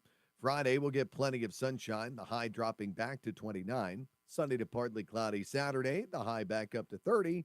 Then a mix of clouds and sun as we make our way into the day Sunday to round out the weekend, the high of 34. We'll get on and off snow in the afternoon on Monday, otherwise mostly cloudy, the high of 30 with a bit of a breeze out of the west to make it feel cooler throughout the day on Monday. I'm meteorologist Jason Caterina in the WTIC Weather Center. And now, a WTIC news update. 4:30, good afternoon. I'm John Silva, WTIC 1080 News. Connecticut's William Tong among over a dozen state attorneys general now suing President Trump to block his aim to end the policy known as birthright citizenship for those children born to people who came over here illegally. Commandant of the U.S. Coast Guard has been relieved of command. Admiral Linda Fagan was the first uniformed woman to head a U.S. military branch. No official reason was given, but she had been criticized for border security and several sexual assaults at the Coast Guard Academy in New London. Governor Lamont has shared a number of proposals he thinks will better prepare Connecticut for extreme weather events like severe flooding. One aspect of the plan would require property buyers to be made aware of flood insurance that is available whether or not the property is in a flood zone. One person had to be taken to the hospital following an early morning fire in Naugatuck. Fire started at an apartment building at Conrad Street and Oak Terrace. The victim was last transported to the Bridgeport Hospital burn units for treatment. President Trump has issued pardons and commutations to those who took part in the rioting at the U.S. Capitol 4 years ago. Over a dozen of those defendants have ties to Connecticut. Power issues forced cancellation at Quinnipiac University today. Classes there, initially the Mount Carmel campus, was to have been impacted only until 2, but internet-related services went down, so they decided to send everyone home. The North Campus was not affected and is operating normally. Wall Street markets up today. The Dow gained 537 points. The Nasdaq was ahead 126, and the S&P gained 52 points. Men's college basketball tonight. Butler at number 19, UConn. That's a 7 o'clock tip. NBA, the Knicks and the Nets in Brooklyn. NHL, Rangers host Ottawa. For these stories and more, go to WTIC.com. I'm John Silva, WTIC 1080 News. Wesley Financial Group is not a law firm. Hi, I'm Chuck McDowell, the timeshare cancellation guy and founder of Wesley Financial Group. And I want to set the record straight. I am not an attorney. I've never wanted to be an attorney. And the truth is, I really don't even like attorneys. If I sound like an attorney or if I look like an attorney, I'll apologize. But what I've learned in my 15 years in the timeshare cancellation business is you don't need to be an attorney to get folks out of their timeshare. At Wesley, we've helped over 40,000 families cancel their timeshare without me being an attorney. And I want to share with you how we do it. Just give my office a call, and you will not talk to an attorney. And I guarantee if we take you as a client, we'll get you out of your timeshare, or you'll pay nothing. Call now for your free information kit. 800-714-9090. 800-714-9090. 800-714-9090. Diabetes, high blood pressure, anxiety. 1 minute. If you're a 50-year-old male, maybe a bit porky, and you may even have type 2 diabetes, $1 million of term insurance may only cost you about $200 a month. Call Term Provider. Speak with Big Lou at 800-511-3535. Big Lou will find a term life policy for you even if you have type 2 diabetes, are overweight, or have high blood pressure. Term Provider has helped thousands of people like you who think they can't afford term life insurance. To buy $1 million of affordable term life for you, all you need to do is call Big Lou at 800-511-3535. Lou will make sure the scales are tipped in your favor. Call 800-511-3535. Big Lou will answer your call and work to fit you into a term life policy that you can afford. Remember, Big Lou, he's on meds too. Call 800-511-3535, 800-511-3535, or biglou.com. It's Reese on the radio. Ask your doctor if common sense is right for you. On News Talk 1080 WTIC. We'll be back with the Pete Hegseth story. In fact, there has been a statement that has been released. And somebody's going to have to answer a weird question to me about in-laws with the same last name. We'll talk about that, and I'll explain to you. If you haven't heard the story, it's a little wild, and someone's going to have to explain it to me, unless they know something that I don't, but it just doesn't make any sense. We'll talk about it in a little bit. I have to ask Roland an important question. Have you seen Louisiana today? Yeah. Dude, I'm like, yo, it's like Snowmageddon in Louisiana. It's not that bad. It isn't that bad. Okay, so in your life. For them, the whole state is probably shut down. That's what I'm saying. Can you imagine in Louisiana, they're seeing all that white stuff on the floor? It was like, who dropped all this cocaine? The last time I saw, I was probably about 8 years old. So that's the last time you ever saw that much snow? That's the last time I saw any snow in New Orleans. And when's the last time you lived there? How old were you? 21. Oh my goodness! So that's an age. Like we're talking about a lifetime of like never having to see snow. Now I'm sure have you seen flurries or at least a dusting since 8 to 21? No. Really? So again, I'm pretty sure. Like I know you got family down there. What's their take been on all of this? Oh, my family group chat was popping all morning. Really? Yeah, they was putting flooding in with pictures and snowmen and making ices and all that. Well, here's the thing that I can't understand, and I know this because I know it's rare, but it still doesn't make any sense to me. If you live in a hot state like here, like in Texas, or in your case, Louisiana, why is it that nobody has a winter coat? Not one person has a winter coat. It doesn't matter if you don't wear it all that often.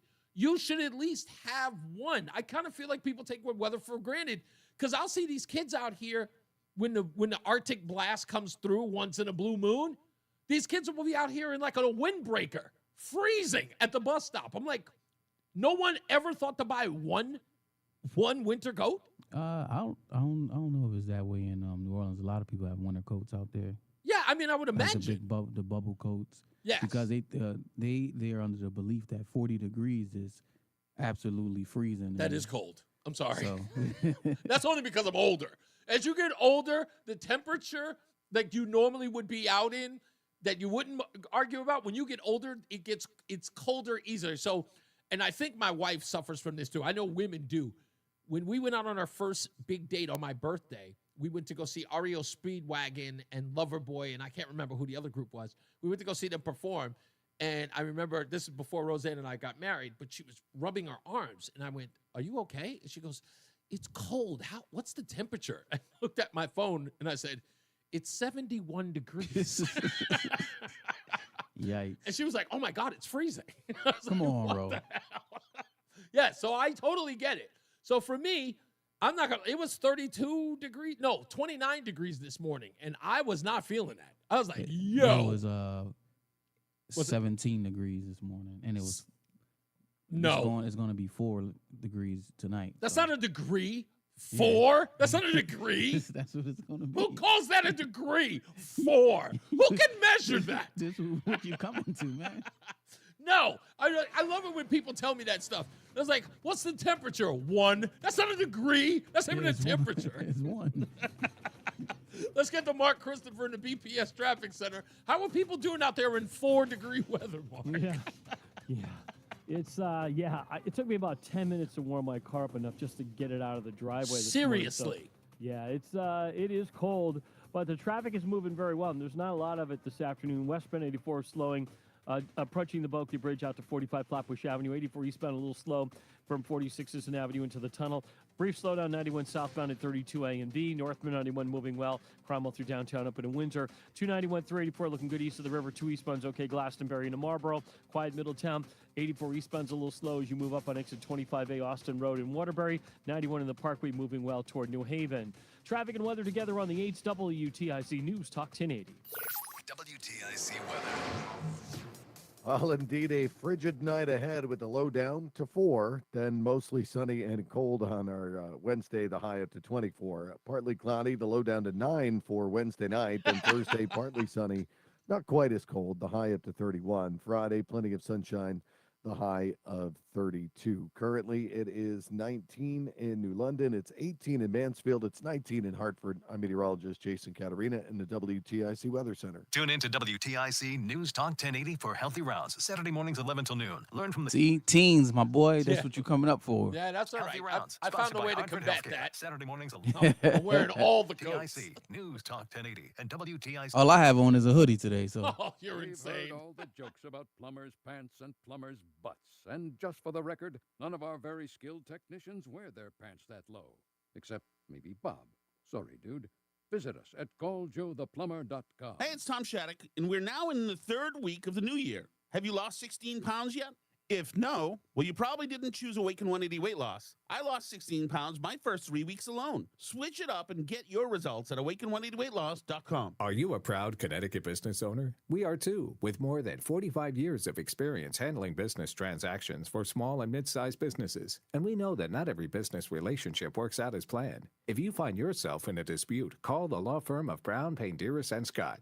Our team of business lawyers have over 100 years of combined experience. At BPS Lawyers, you get more than a lawyer. You get a law firm. Call us at 860-CALL-BPS or visit bpslawyers.com. Nick Payne Dearest is responsible for the content of this ad. At University of Maryland Global 1 minute.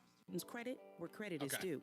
Credit for deciding in the middle of rush hour traffic to go back and get their bachelor's and a promotion. Credit for managing 3 kids, 2 dogs, and a full-time job to pursue an MBA. And credit for serving in the military by day so they can study cybersecurity at night. For over 75 years, we've been helping students receive the credit they deserve. With more than 135 degrees and certificates, students at UMGC can use prior learning or relevant experience to earn up to 90 credits toward a bachelor's, and graduate students can transfer up to 12 credits toward their master's.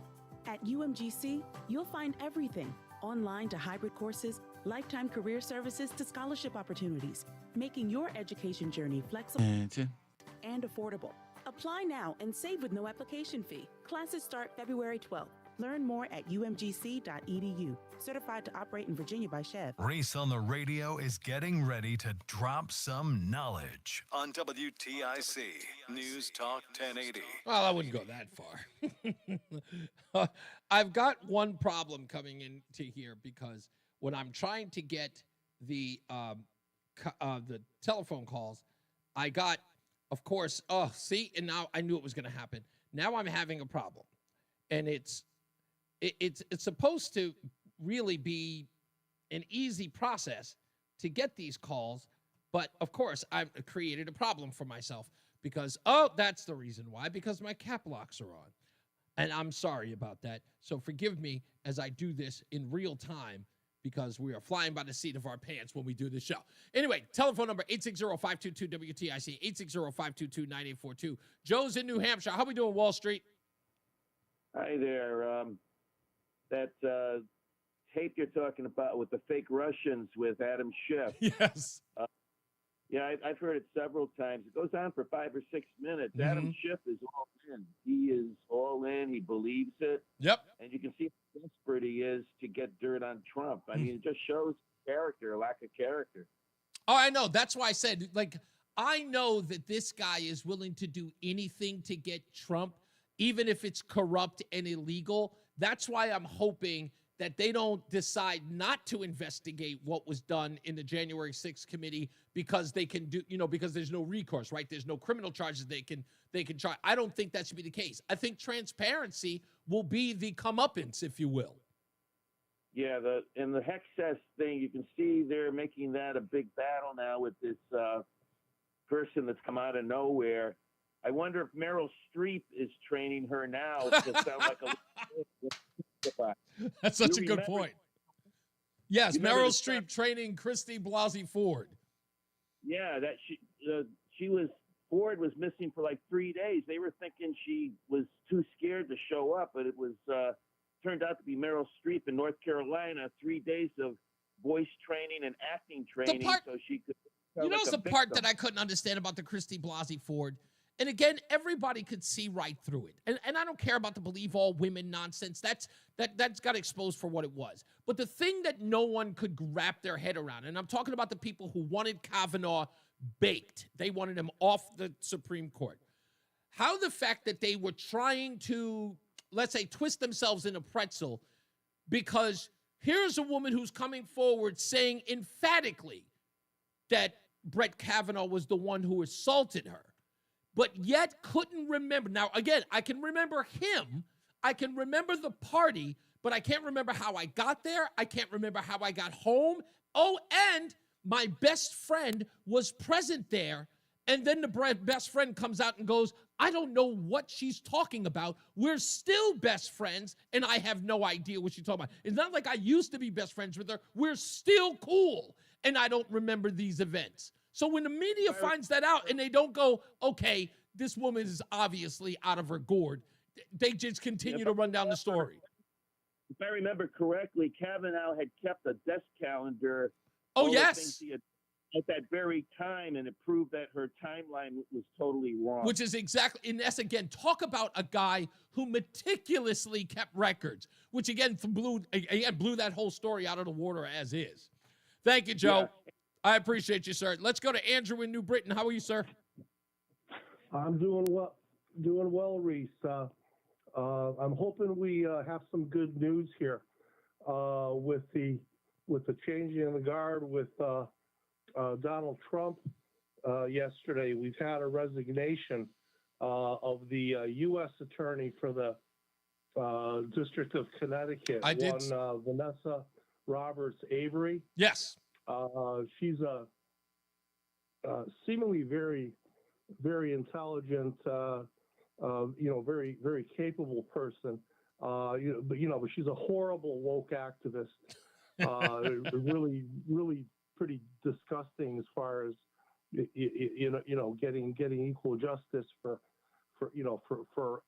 everyone, regardless of regardless of your political persuasion. Right. And she's in the short term, she's been replaced by a Mike Silverman, who was the assistant attorney, who's he's a Yale graduate, Yale Law, Yale this, Yale that. So he's useless. But hopefully Donald Trump is going to reward us with a with an attorney, a federal attorney who will be on the warpath.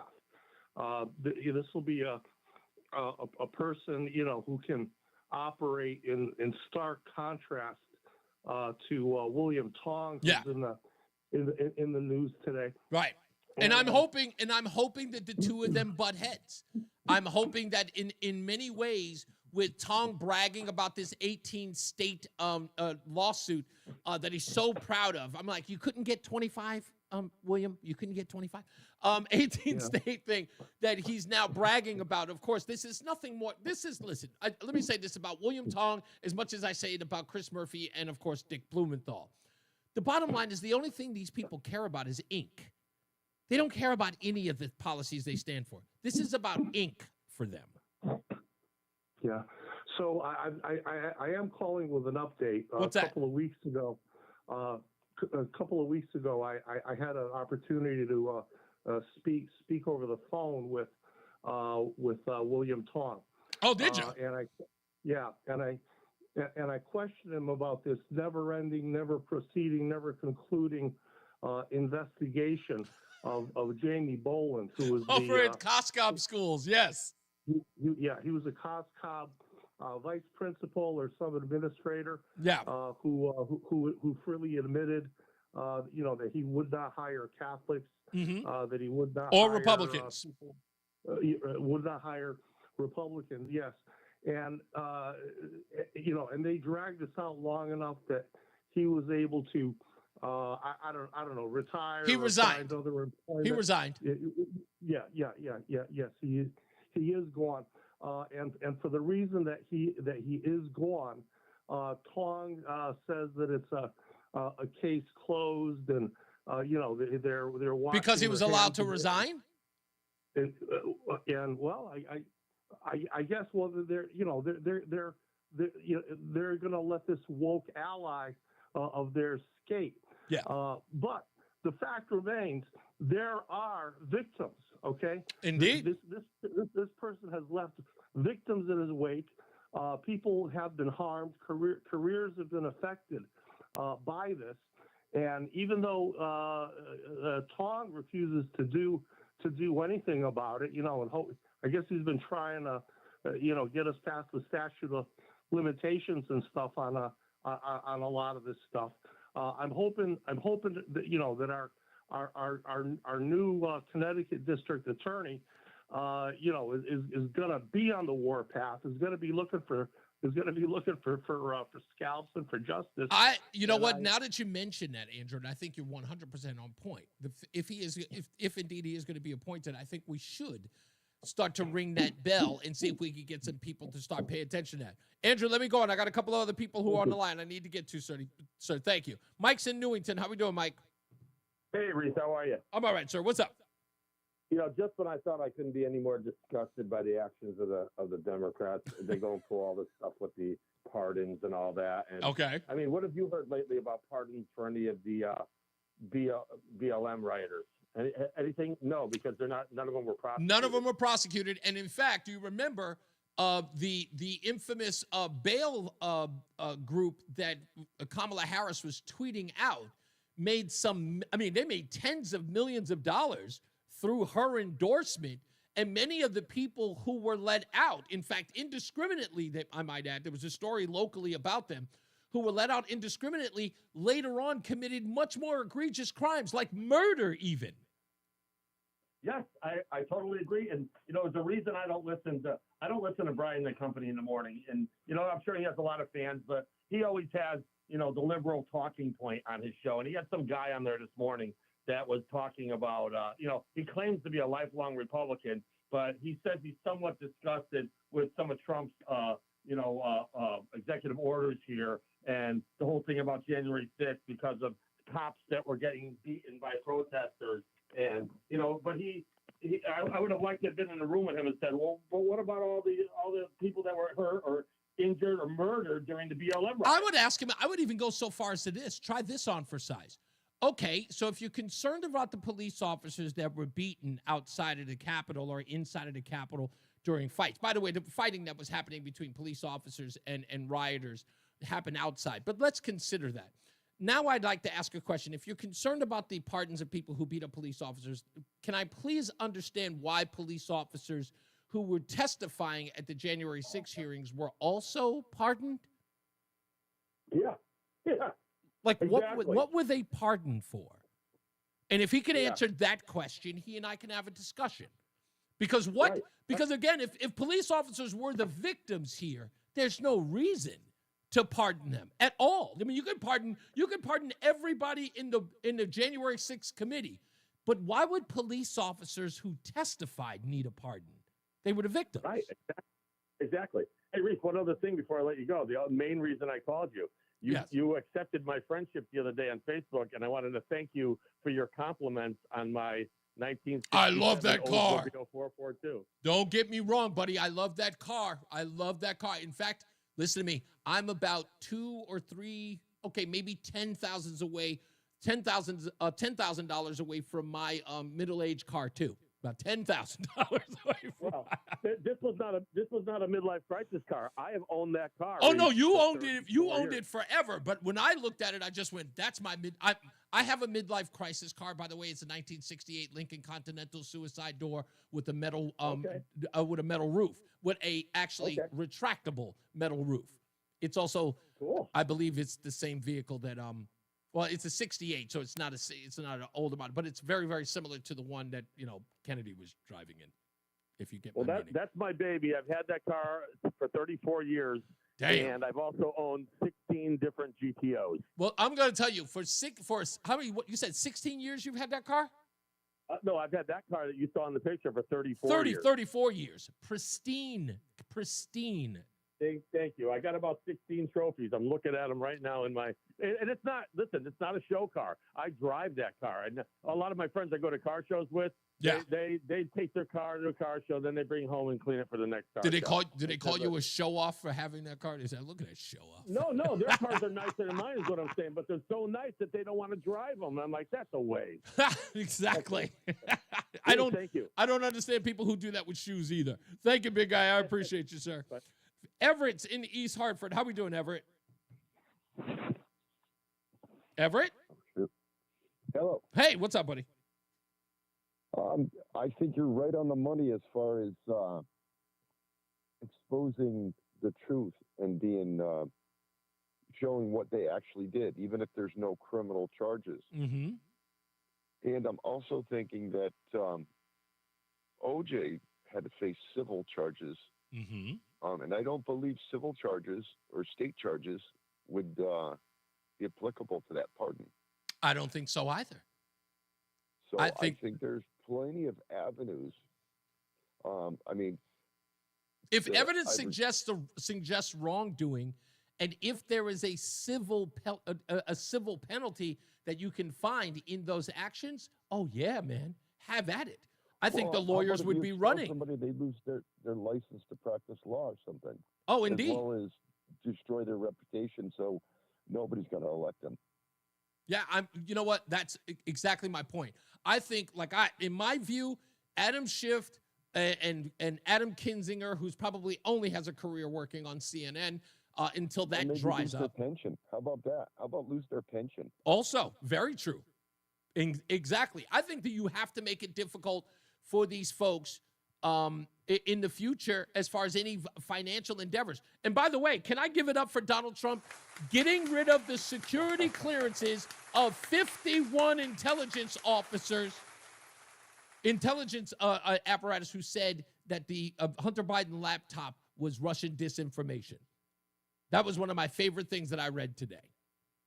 He's been doing a lot of great stuff that, again, not so common sense. Well, I think, to be honest with you, the fact that the news... it's not common anymore. Yeah, exactly. I think the interesting part is that the news media isn't talking about those 51 intelligence officers, because that, for me, that should have been a headline. But they're not talking about it. I wonder why. Because there are a lot of big names in there, including, I think, what is it? Whose husband? Oh, Dana Bash of CNN. Her husband was one of the intelligence officials that also signed that document. Yeah. Ain't that weird? Completely innocent. Yeah, exactly. Indeed. It's so much baloney. Yeah. Thank you, sir. We'll go to, actually, stay on the line there, Lori. We'll get to you in a second because we're going to go to a break in a quick minute. Johnny is on in the chat room. She says, Reese, I just got here. Did you discuss the swearing in ceremony yet? No hand on the Bible. In my opinion, Roberts rushed it. Not necessarily true. I don't know why people haven't checked the video of this as I suggested. I watch these videos meticulously before they become a scandal because I know when they're going, I can see it. And I knew the first thing everybody was going to say is, hand wasn't on the Bible. Does it count? Yes, it counts. It's only when you don't recite the oath of office correctly that it doesn't. You might remember Barack Obama had to do it all over again. Remember inside after he botched it live outside? Yeah, you might remember that. So the problem is watch that video again and you'll see that there's a bunch of confusion with J.D. Vance's kids getting back to their seats, that Melania doesn't get up there in enough time for him to put his hand on the Bible, and John Roberts begins obviously because of time. Let's get another check of our traffic with Mark Christopher in the BPS Traffic Center. Hey, Mark. Hey, Reese, thank you very much. If you're heading into Hartford, southbound 91's a little slow, 33 down at 32 A and B. Another bump down by exit 28. Northbound 91, easy ride, Cromwell through downtown up into Windsor. Westbound 84 slowing, approaching the Bulkley Bridge out to 45 Flatbush Avenue. 84 eastbound delays 46 Sisson Avenue up to 48 Capitol Avenue. 291 through 84 okay east of the river. 2 eastbound's a little slow by exit 5C in East Hartford. Moving into Middletown, that looks good. 9 in the Arcody Bridge, you'll lose a little speed. 9 northbound between 32 and 34 as you move Berlin into New Britain. We are clearing an accident on the right shoulder in Waterbury by exit 25A. That should be out of there shortly. A little bit of a delay as you move between 23 and 25, all rubbernecking there. Southbound 91 and southbound on the Parkway, easy ride toward New Haven. Traffic and weather together on the 8th WTIC News Talk 1080. WTIC weather. For the rest of our Tuesday afternoon, it remains partly sunny and quite cold with a high only 23. Tonight, the clouds will break some. It'll be quite cold as well, the low dropping down to 4 above. Then as we head through the day on Wednesday, remaining cold, mostly sunny, the high again of 23. Partly cloudy Wednesday night, the low down to 11. Not as cold as we make our way into Thursday, partly sunny, the high up to 31. Friday, we'll get plenty of sunshine, the high dropping back to 29. Sunday to partly cloudy Saturday, the high back up to 30. Then a mix of clouds and sun as we make our way into the day Sunday to round out the weekend, the high of 34. We'll get on and off snow in the afternoon on Monday, otherwise mostly cloudy, the high of 30 with a bit of a breeze out of the west to make it feel cooler throughout the day on Monday. I'm meteorologist Jason Caterina in the WTIC Weather Center. WTIC is 99 and throwing a year-long celebration to 100 years on the air. This is WTIC and WTIC FM HD2 Hartford. Always live on the free Odyssey app. 5 o'clock, Hartford temperature 19 degrees. Good afternoon. I'm John Silva, WTIC 1080 News. A winter storm is bringing frigid temps, snow, and ice to the deep south from Texas to Florida, where Governor Ron DeSantis is urging Floridians to stay home. There's going to be a lot of people that have never been in conditions like this on the road. In New Orleans, it's something they haven't seen in ages. This is the most snow the city of New Orleans and the state of Louisiana have seen since 1895. Louisiana Governor Jeff Landry is urging people to hunker down for another 24 to 36 hours. Workers in the city's service industry are out and about taking care of tourists. They say they can't believe what they're seeing. I've seen snow here in New Orleans, but nothing like this. This is a blizzard. This is something else. State Attorney General William Tong says Connecticut is one of 18 states suing President Trump. They're trying to block a first-day executive order from the president that refuses to recognize children born in the U.S. to undocumented immigrants as American citizens. The 14th Amendment grants citizenship to everyone born in the U.S. regardless of their parents' status. And if you're an originalist, a textualist, if you're a conservative, and you believe that the language means what it says, then it's here. You don't have to look any further. And that's why this action by Donald Trump is utterly lawless, unconstitutional. Tong was born in Hartford to non-citizens living in the U.S. The complaint was filed in federal courts in Massachusetts. Man's under arrest for an incident last September in which a state police trooper was dragged while trying to get the suspect off a motorcycle. That incident occurred last September 10th. Troopers were investigating a erratic operation involving two motorcycles in Mansfield, one of which was allegedly driven by 23-year-old Kelvin Miranda of East Hartford. An arrest warrant states the trooper spotted Miranda at Betsy Patterson Square near E.O. Smith High School. That is when the trooper spotted Miranda, and then Miranda tried to flee on the bike with the trooper attempting to pull him off. He was dragged about 20 feet before Miranda finally fled on foot. Trooper suffered a knee injury when the bike fell on him. Miranda was finally arrested Friday, faces a host of charges, including reckless driving and assault, among others. One person is in the hospital following an early morning fire in Naugatuck. That fire called in just before 3 this morning, an apartment at Conrad Street and Oak Terrace.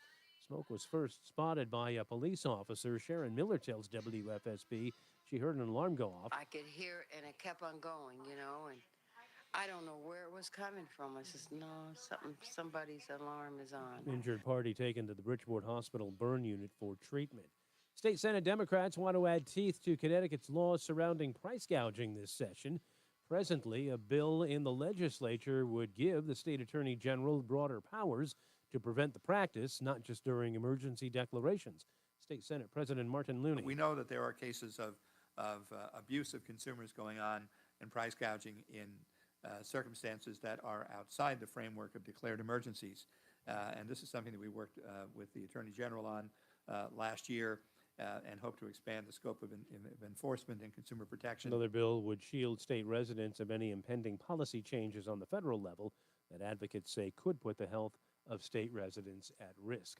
Wall Street, the Dow finished up 537 points today. The NASDAQ gained 126, and the S&P was up 52. For these stories and more, go to WTIC.com. I'm John Silva, WTIC 1080 News. Chronic joint pain has a... 1 minute. It's not just the pain. What that did is just make me depressed that I couldn't get back into the gym, and I was inactive, gaining weight. I had to find another alternative. And for Chad, that alternative was QC Kinetics and the non-surgical natural biologic treatments that can give lasting relief to aching hips, shoulders, knees, and backs. Once they explained it, it made sense. Putting what we have inside our body back into us in a certain strategic way to heal up in a natural process was fantastic. QC Kinetics treatments take place right in the office. No downtime, no surgery. And as for the outcome, I'm just back to bouncing around, having fun, doing my work, living pain-free. Don't let chronic joint pain rob you of your quality of life. Discover advanced regenerative medicine at QC Kinetics. Call now to learn more. It's a free consultation. Call QC Kinetics, 860-440-PAIN. That's 860-440-PAIN. 860-440-PAIN. It's the 5 o'clock focus. It's the 5 o'clock focus. I'm focused, man. We're back. It's Reese on the radio on NewsTalk 1080 WTIC. The 5 o'clock focus. Question of the day is this. Are the January 6th pardons a bridge too far? I knew everybody was going to bring it up today, but it has to be asked. Is it a bridge too far? 860-522-WTIC, 860-522-9842. There are plenty of mitigating factors. When I say a bridge too far, does it mean that going forward, let's say J.D. Vance is running, let's say another conservative is running, will it be the watermark for the next conservative? Do they have to denounce the pardons of January 6th? It's what they're going to use.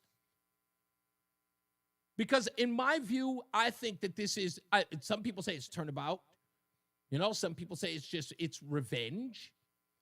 But I don't know if that's going to be the case. Many people are pretending that on the campaign trail, Donald Trump didn't make this proclamation, didn't give this as a campaign promise. It was a campaign promise since he ran.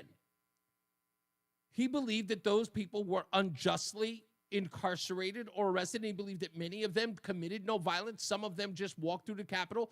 Some of them have simple trespassing charges, and they had the book thrown at them. That's what he believes. Many people argued he should look at them piece by piece. In fact, I remember his vice president, J.D. Vance, was asked, I think by Kristen Welker, that it should be looked at on a case-by-case basis. He did not. At least according to this, it doesn't look like he did. But I think that there's another part to this that says, look at the contrast.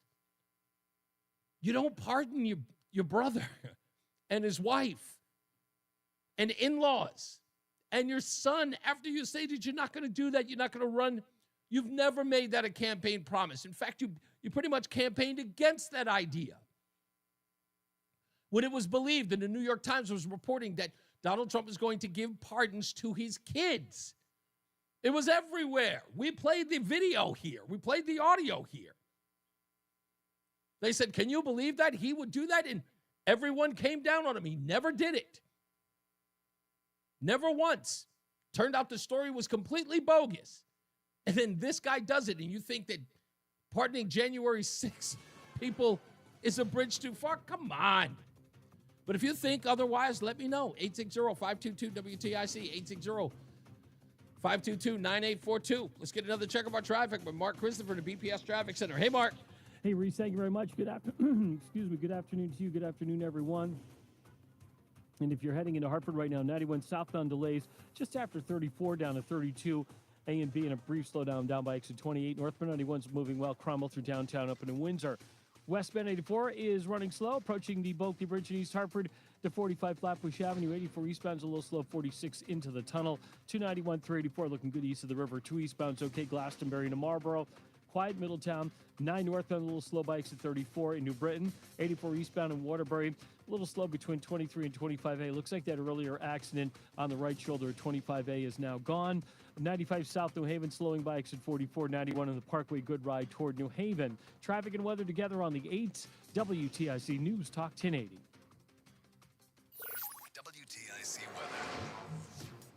Oh, for tonight, it is going to be quite cold once again. The low down to 4 above 0, then mostly sunny, remaining cold as we head through the day on Wednesday, the high 24. Another frigid night Wednesday night with the low down to 9. Not as cold on Thursday, partly sunny, the high going up to 31, and plenty of sunshine Friday, the high of 32. Currently, it's 18 in Danbury, 19 in Bridgeport, 17 for Bristol, and 19 in Hartford. I'm meteorologist.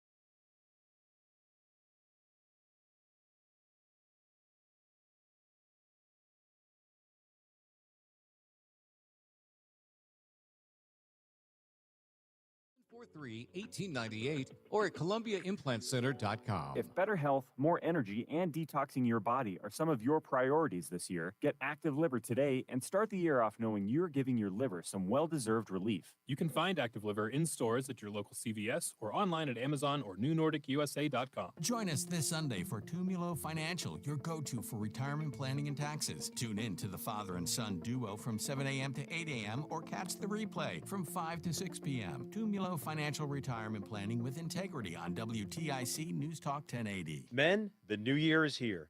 And if you're like many of us, you're going to make a resolution to improve your health.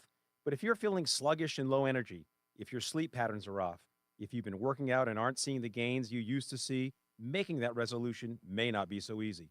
This is Dale for Northeast Men's Health. And if you're feeling the way I just described, we can likely help you with that resolution because those symptoms probably mean you're suffering with low testosterone. And at Northeast Men's Health, we're experts in treating this condition. With our low T protocols, if you're like most men, the change will astound you. You'll feel more energy and better mental clarity. Your sleep will improve. Your workouts will be better, and you'll likely find your sex drive goes up as well. So call us today and get treated for your low T. Your initial visit is only $99 and includes blood work and a medical consult. And if you start on testosterone the day of your appointment, your visit is free. Call 800-930-5956 or go to northeastmenshealth.com. We have 5 offices: Salem, New Hampshire, Dedham, Marlborough, Woburn, Farmington, Connecticut. We all hear the radio ads about the 1 minute. tell you to be afraid, to be scared, and they try to frighten you into calling. I'm not here to do that. Tax Relief Advocates is different. TRA is here to tell you that if you owe money to the IRS, whether it's $5,000, $50,000, or $500,000, we have a solution. It doesn't matter if you're sitting in your car, at work, or with your kids. No matter where you are, call now. 800-575-6481. Don't lose hope. TRA can eliminate or reduce what you owe to the IRS. Generous programs are now available that can give you a fresh start. Our passion is taxes and helping individuals fix their IRS problems. We have over 1,000 5-star reviews on Google and an A+ with the Better Business Bureau. You don't need to be afraid of the IRS any longer. End your tax nightmare today by visiting us online. In 10.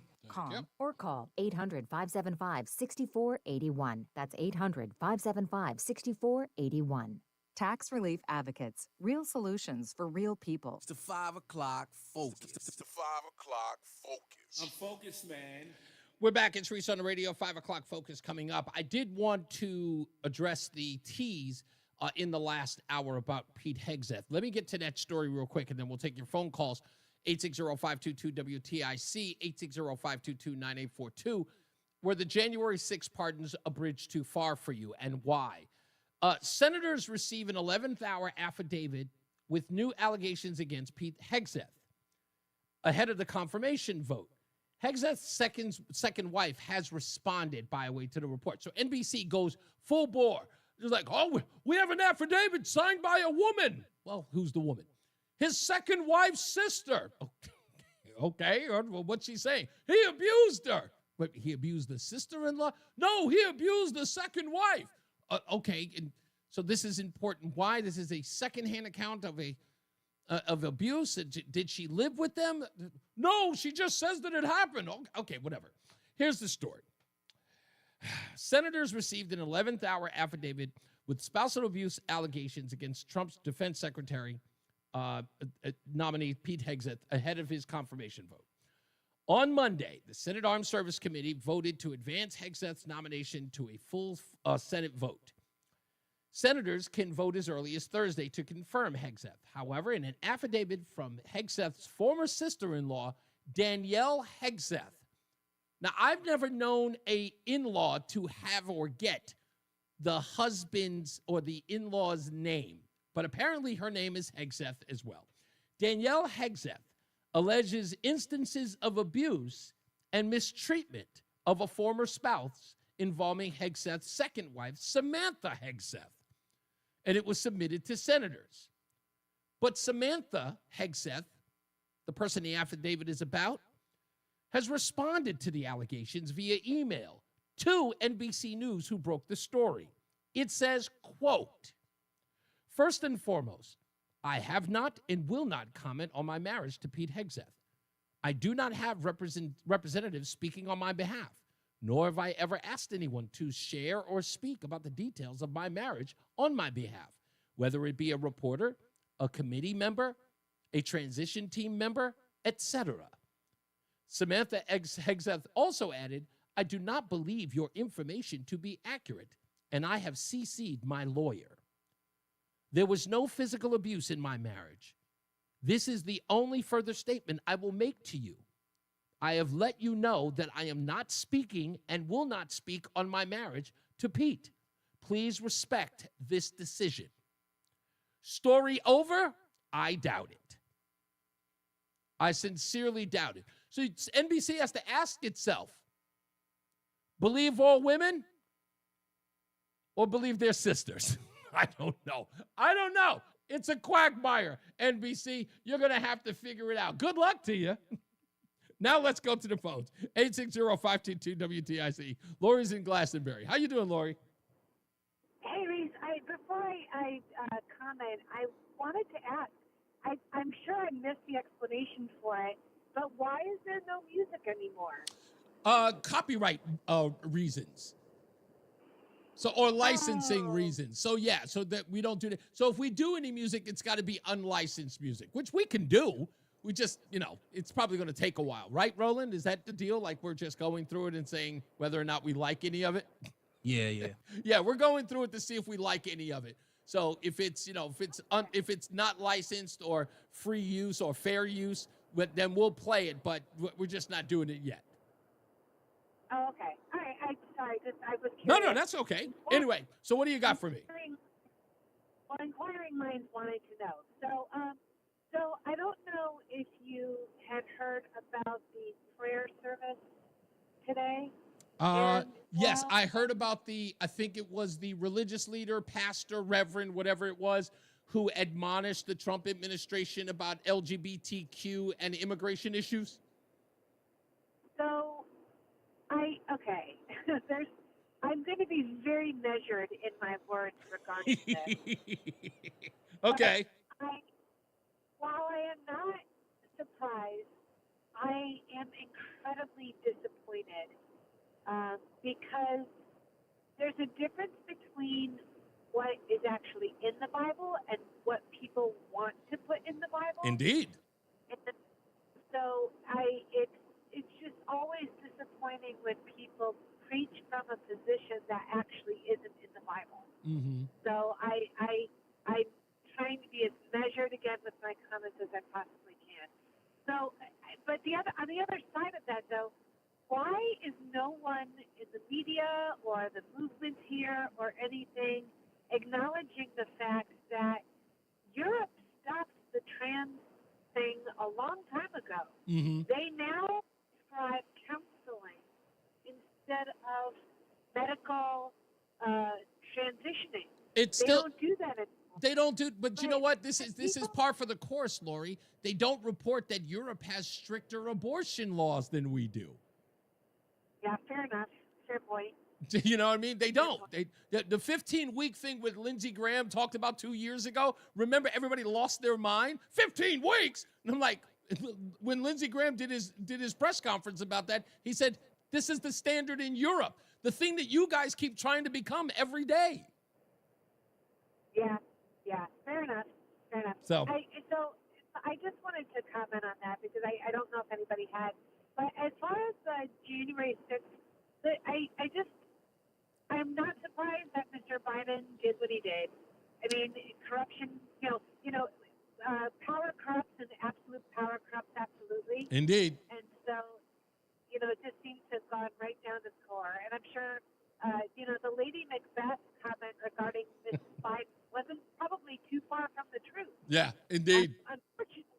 Unfortunately. But I don't have a dog in the January 6th fight. Agreed. It's just, it's like that comment from the musical Hamilton. Can we just get back to whatever it was we were doing before January 6th happened? Because everyone is so over it. You know what? I'll tell you like this. For them, here's the crazy part. Pardoning January 6th rioters is like pardoning terrorists on September 11th. But that's what they wanted to do to them. They wanted to pardon those guys and let them out of Gitmo and release them back into the wild. So I look at them and I just kind of go, really? You're not a serious person. So thank you, Lori. Yeah. I appreciate you.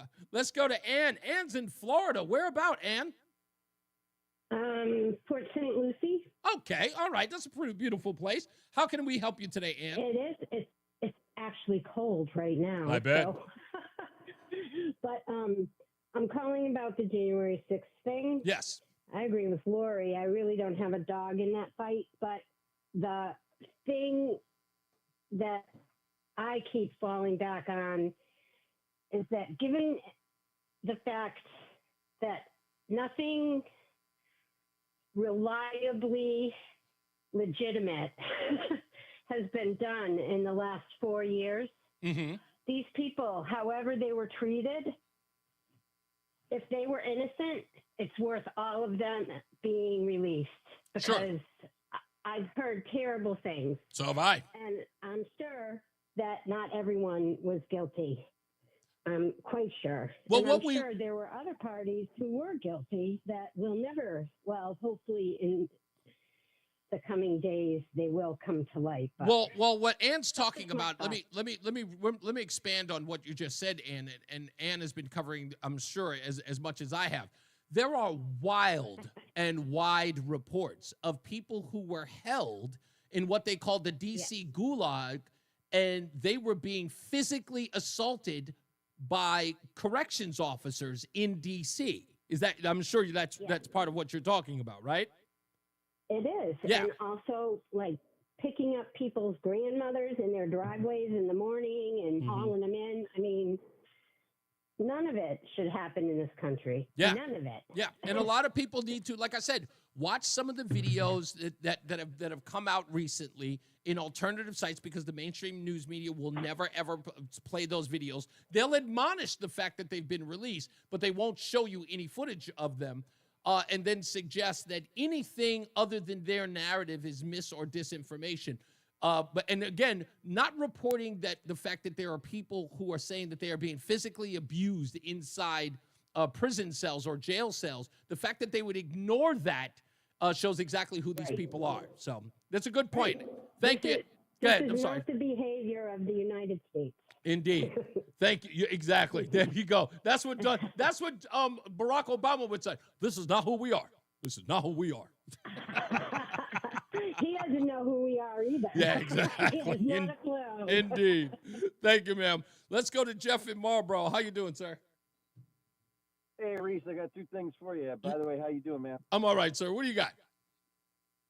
So the first thing is, you were talking about, this is just for those people like me who like dumb trivia out there. You were talking about the oath of office earlier. Yeah. Did you know that there's an exception where you can take what they call the affirmation of office? Yes. I affirm, right? That's in essence what it is. Yeah, people whose religions forbid them from taking an oath. I was just curious if anybody else. Very familiar with it. Very familiar with it. But no, good point. It is a good point. What's the other thing?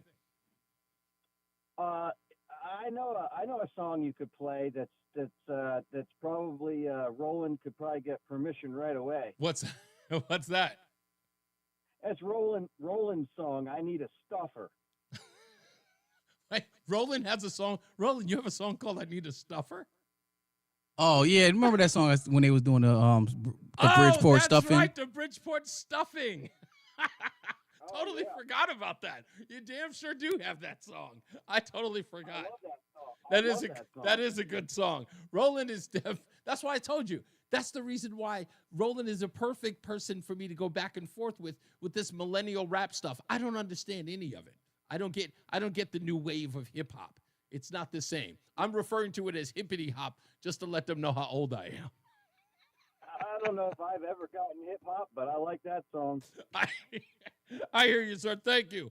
Let's go to Rick. Rick is in Cheshire. Wow, I haven't talked to Rick in a while. How you doing, sir? What's up, my friend? How are you? I'm all right, sir. What's up? So in regards to the J6 pardoners, so it should have been no surprise to anyone that Donald Trump pardoned them. He ran on it. That's how he governs. When Pam Bondi was asked during her confirmation hearings about this, and if the president would ask her about doing so, how she would handle it, she said something reasonable, and she said that it would be reasonable to handle this on a case-by-case basis, right? Which does, on the face, sound reasonable. But the inability to do that is because the January 6th committee members destroyed much, if not all, of pertinent evidence. Correct. To handle these on a case-by-case basis, and not to add, Joe Biden preemptively pardoned those same people. Correct. So if we wanted to get down, if you were a nuts and bolts, like right and wrong, and get down to the bottom and say case by case of all 1,600 people, we can't adjudicate that. Exactly. They hindered the ability to go through every case on a case by case basis by deleting the evidence in question. Right. So it would be thrown out because you cannot prosecute people without a fair trial. Here, well, you're not supposed to, but we obviously did. Right. You know, we obviously did that. So I don't mind that they did it because a lot of those people say it's like 90% of them have been in jail and incarcerated for terms longer than they should have been. Indeed. years upon years for crimes that. So if there were some people that did some bad things and they broke windows and attacked police officers and did these things, right. and if most of them had probably already served 3 to 4 years in prison, I'm okay with the pardon because 95% of them have been incarcerated for a longer period of time than they should have. And I think we're not even talking about. And if you're right, and if turnabout is fair play in all of this, Rick, I'd say one thing, right? I would look at this on the opposite end of just like, how much time did the BLM protesters who burned down cities, spend? Did they not spend one day? Were they all bailed out? Have they ever seen inside of a prison cell? You got nothing. Goodbye. Yeah, he said stuff about that yesterday, saying about how murderers just walk free. But on a little bit of a side note, that 40 minutes yesterday when he was signing those EOs with an open mic and reporters there, and you were just hearing him go through processes of why and what. He didn't even know which EO was coming next, but he was able to explain it and talk to people just wide open like that. Yeah, that was amazing. That was ripped. You know what? And compare that to the video or audio that I played yesterday of Speaker of the House Mike Johnson talking about an executive order that Joe Biden didn't even know what was in it.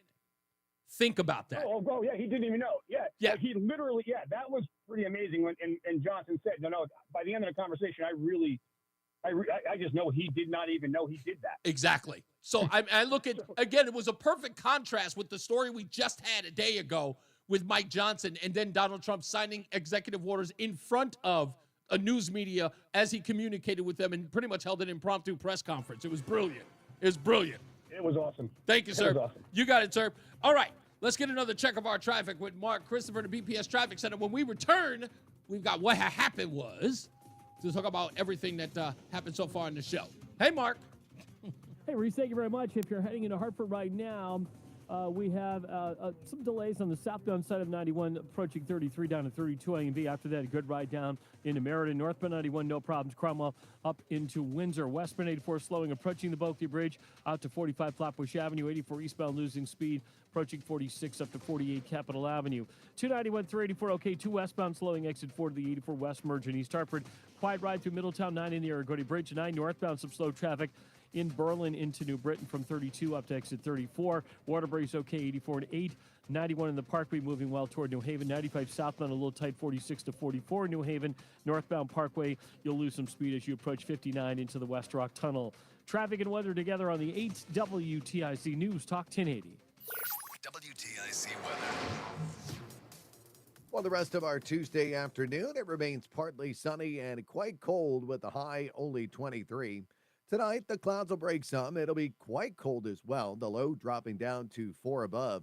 Then as we head through the day on Wednesday, remaining cold, mostly sunny, the high again of 23.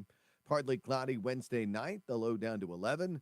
Not as cold as we make our way into Thursday, partly sunny, the high up to 31. Friday, we'll get plenty of sunshine, the high dropping back to 29. Sunday to partly cloudy Saturday, the high back up to 30. Then a mix of clouds and sun as we make our way into the day Sunday to round out the weekend, the high of 34. We'll get on and off snow in the afternoon on Monday, otherwise mostly cloudy, the high of 30 with a bit of a breeze out of the west to make it feel cooler throughout the day on Monday. I'm meteorologist Jason Caterina in the WTIC Weather Center. There's a lot happening in Washington and in your local neighborhood. Follow WTIC News Talk 1080 on the Odyssey app to keep up with the latest. And now, a WTIC News Update. It's 5:30. Good afternoon. I'm John Silva, WTIC 1080 News. We have cloudy skies in Hartford. Temperature is 19 degrees. And we'll get another check of the forecast coming up in about 10 minutes. A woman has died following a fire this morning in Naugatuck. The blaze broke out at Oak Terrace on Conrad Street. Victim initially brought to the Bridgeport Hospital burn unit for treatment. No word yet on a cause. Connecticut and more than a dozen states are challenging President Trump's executive order ending the constitutional guarantee of birthright citizenship for those children born to people who entered the country illegally. Attorney General William Tong says a group of 18 states, the District of Columbia, and San Francisco are filing that suit in an attempt to block the president's order.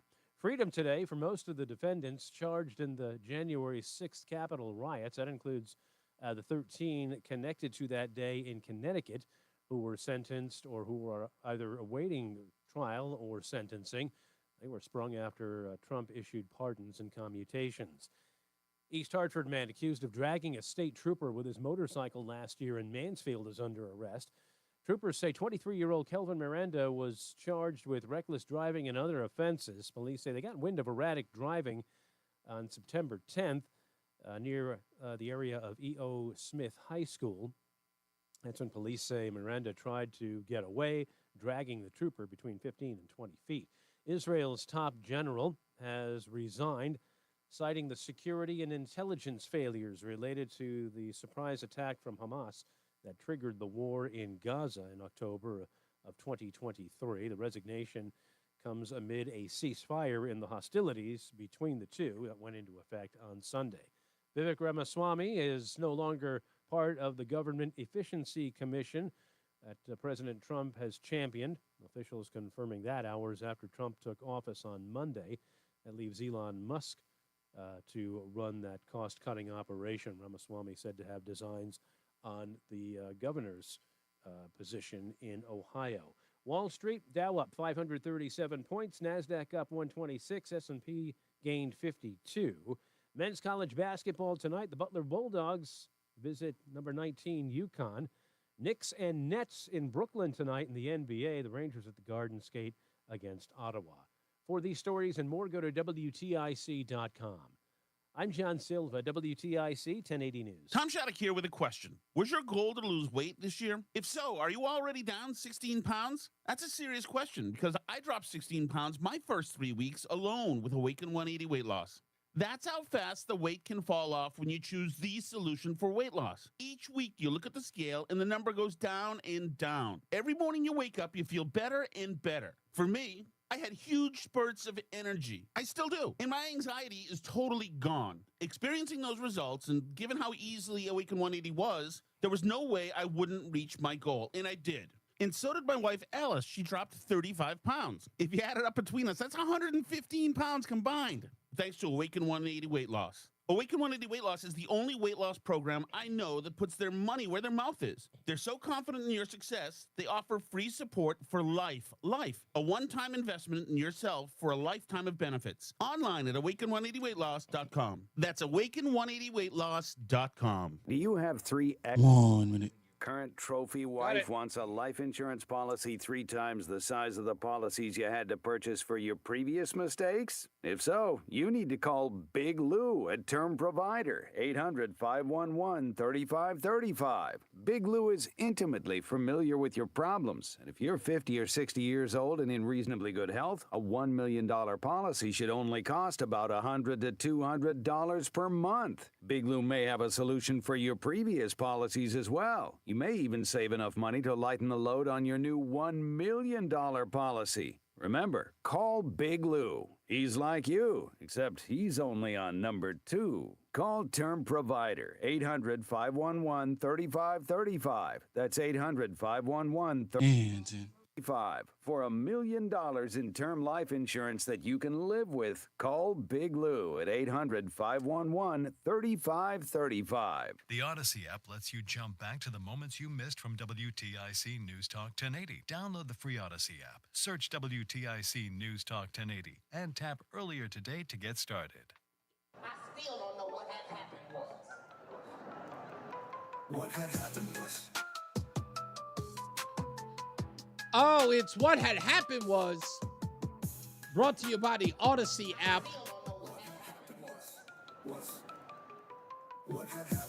Download the Odyssey app so you can get this show and all the other shows right here on WTIC. Download it. What had happened is our opening monologue was talking, of course, about the club being closed. And what's the club being closed? You know what it means. It means that the migrants cannot get in for free anymore. They have to pay full price. And I was expressing how the American government allowed people to come up to the southern border like it was a club that you didn't have to pay. And Manuel could just come to the door and say, Let me in. I have skills. I'm a cleaner. I'm a landscaper.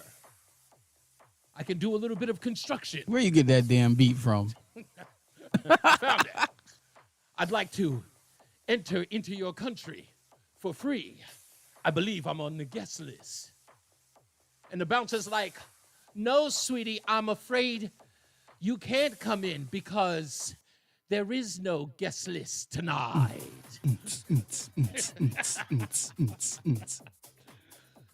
You'll have to pay the cover charge.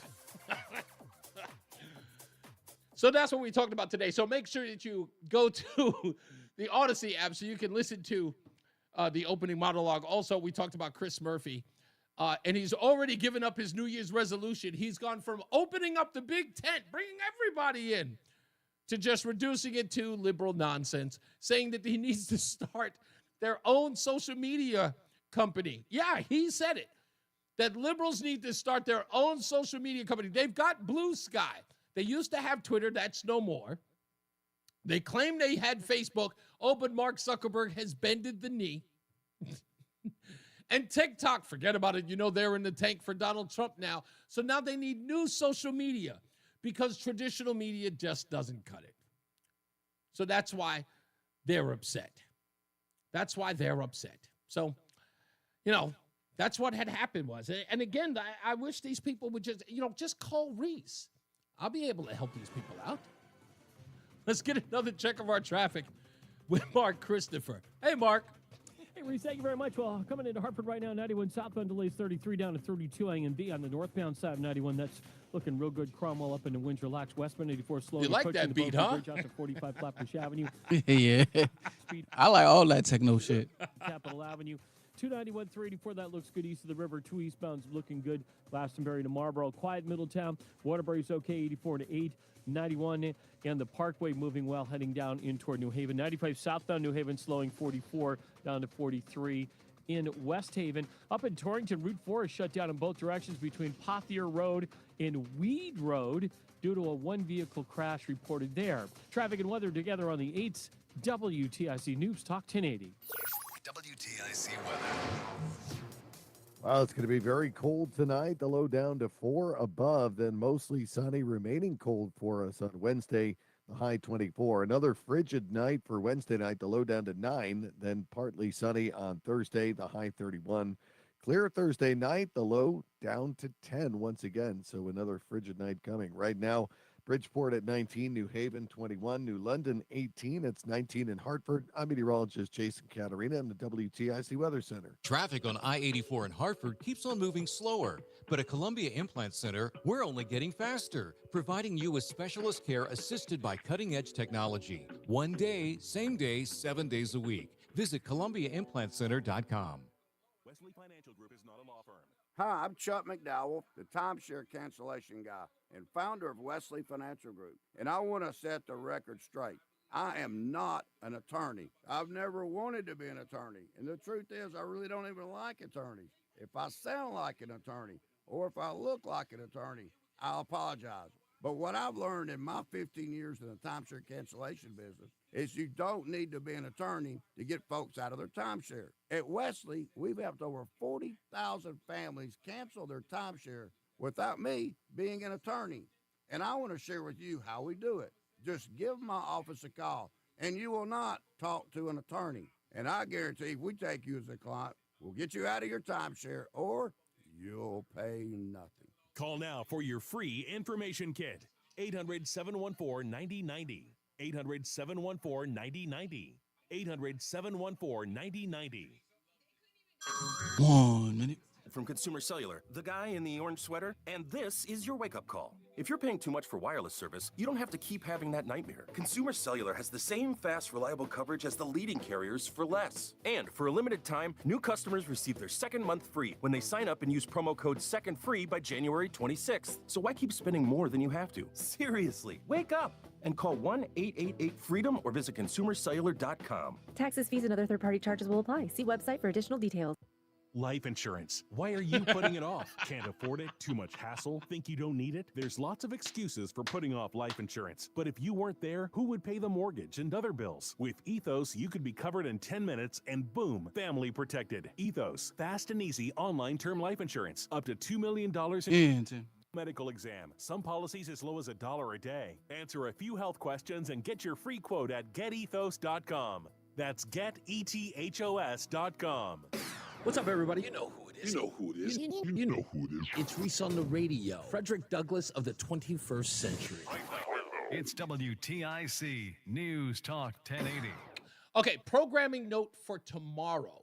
You guys may be familiar that at the end of the show, I do something called Last But Not Least. That's the last caller of the day. You're familiar with that term, but the last but not least is when I'm taking the phone calls. The last but not least is that last person I call.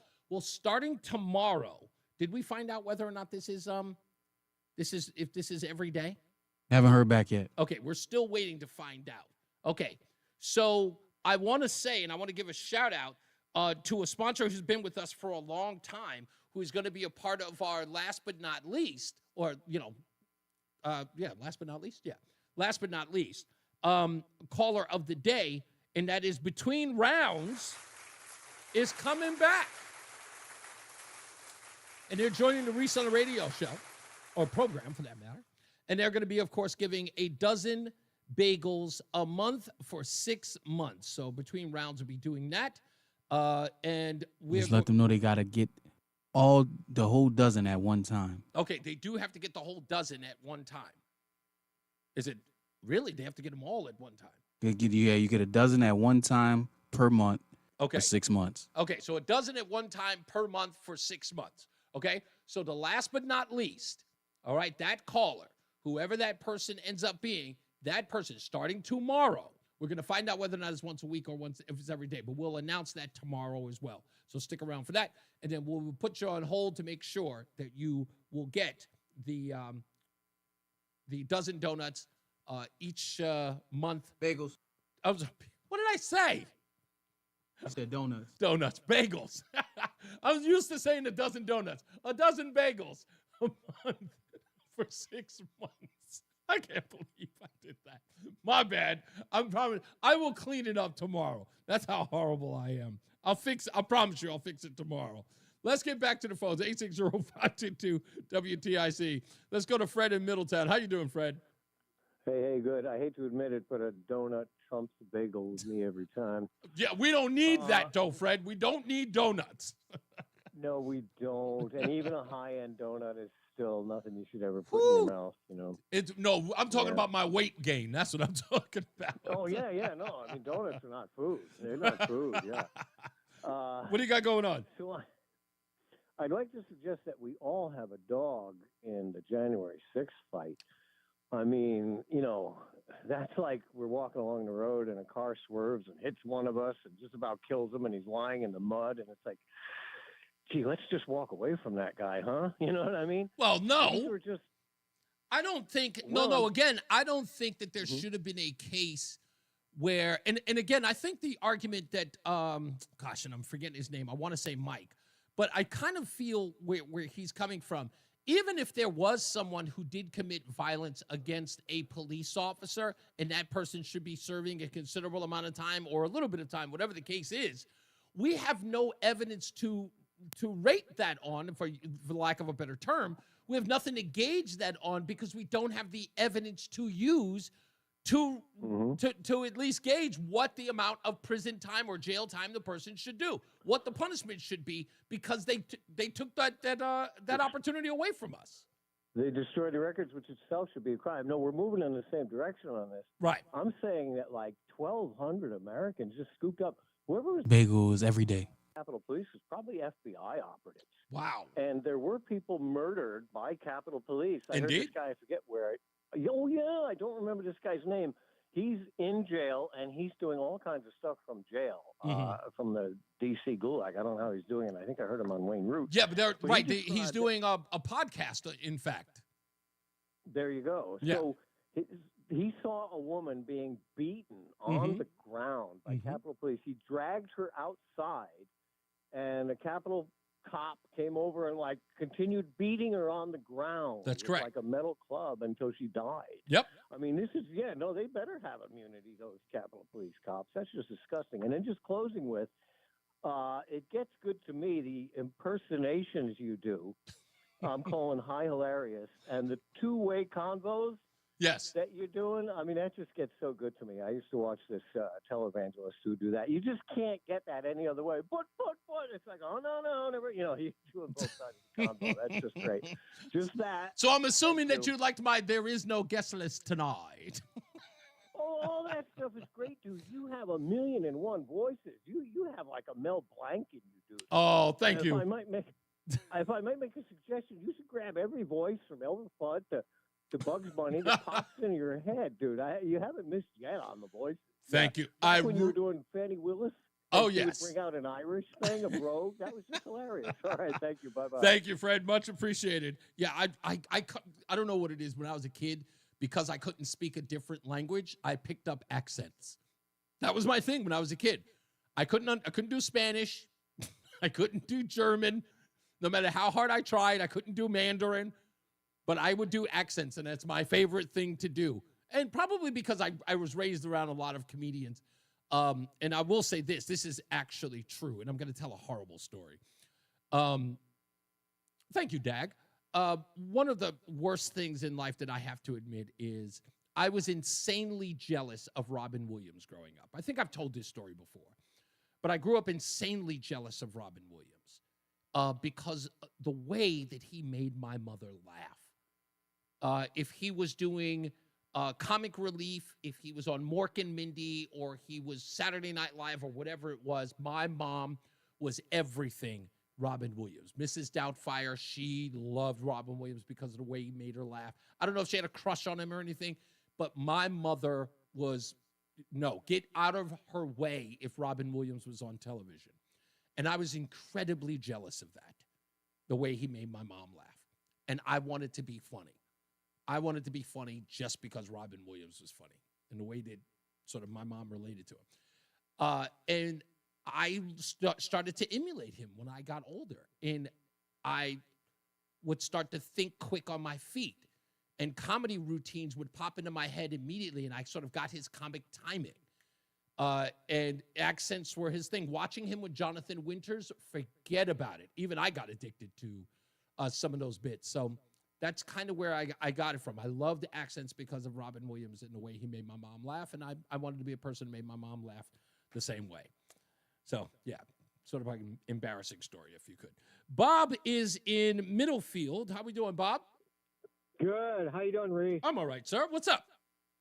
Hey, listen, question. I think in a congressional hearing, FBI Director Christopher Wray, according to President Trump, said last night that 23 FBI agents were involved in the J6. Right. We're in the crowd.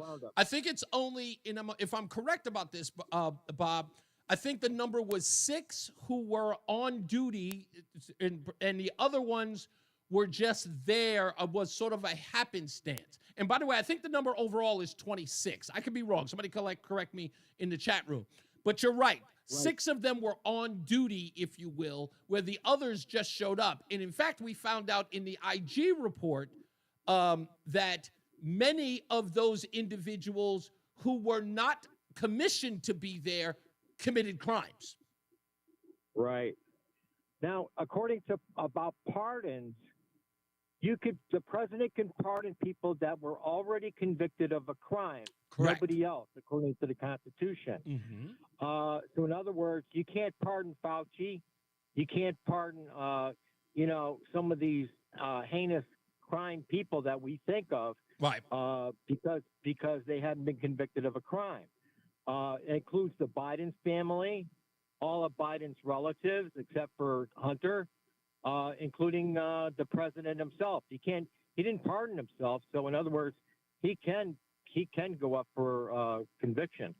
Now, another thing too is the last 2 presidents, Biden and also Donald Trump.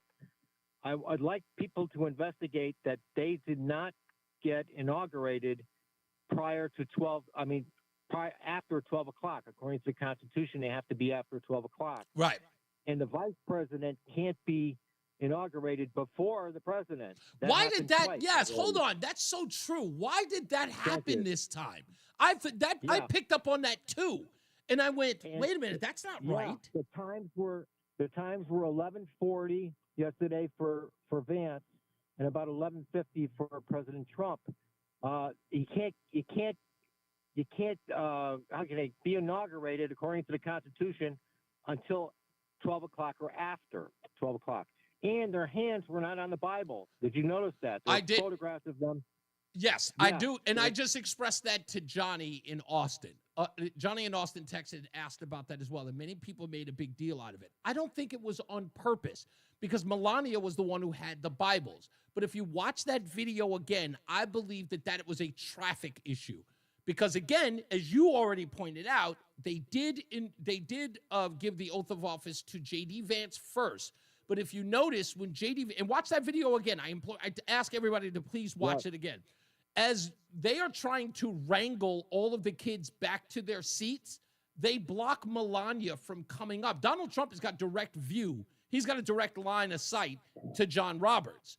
Melania, on the other hand, has to wait through traffic to get up there. And by the time she arrives, he's already got his hand raised to read the oath. And he doesn't apply. So I don't think it was on purpose because Melania wouldn't be there with the Bible if he was doing that on purpose, if you got my meaning. Well, another thing, too, is did you see her smooth criminal outfit yesterday? Loved it. My wife has been talking about it. Vendetta. She's going to go after those criminals. That's what this whole thing is about. And also, one last thing. One last thing, please. March 5th. Is actually the constitutional day of the Republic for inauguration. So we may see a second real inauguration on March 5th. So stay tuned. Yeah, you know what? I'm waiting for that as well, sir. Thank you. Yeah, gosh, Rob, I'm not going to lie. You are on point today, my friend. And Merry Christmas, because yesterday was Russian Orthodox Christmas. And remember what Trump said. Yes. Have a Merry Christmas. You got it, sir. Rob is on one today. I give him props on that one. Let's go to Adam in East Hartford. How you doing, Adam? Good. When you were speaking about accents, did you know that Fred uses like an early English accent, American English? Like, in other words, he sounds almost like from the 1800s or from like an aristocrat. Right. When you go to Plymouth Plantation, the accents that they use, you know. I didn't notice that. What do you got for me, Adam? Not much. Just that it was a smooth transition of power, and hopefully inflation is going to get taken care of. You know. That's all I'm hoping for. I mean, my wife. That's probably my wife's biggest issue. Is my wife is going. I just want the grocery prices to come down. I know some people are just saying that quietly right now, just going. That's the only thing I want to see. But fuel prices, to be honest with you, that's the first thing I want. I need to see what the fuel prices look like in the next, I want to say 30 days. I want to see those numbers come down because I think we can. I think we can see those numbers come down in the next 30 days. Either way, Reese, have a great week, and we'll talk to you tomorrow. You got it, sir. Thank you, Adam. I appreciate you, sir. Okay, so let me make sure that I get this right because I'm reading this wrong. And I don't like that. I love we don't even do live reads here. That's my favorite part of the show, by the way, Roland. I love a live read. That's my favorite thing. So the good folks over at Between Rounds are doing a contest here for listeners. And Roland, we are confirmed. We're every day. Every day, the last call of every day, Monday through Friday. I love it. Monday through Friday. The last but not least call will win a dozen bagels a month for 6 months. Brought to you by our good friends and partners at Between Rounds, Bagels, Bakery, and Sandwich Cafe. Their locations are in South Windsor, Manchester, and Vernon, and we will begin that tomorrow. I'll have a whole live read. We'll blow them up, and we'll make sure. So it's, again, starting tomorrow. It's the final caller, our last but not least caller will be able to win that. So Don't hedge and wait all day to call in. You randomly get in.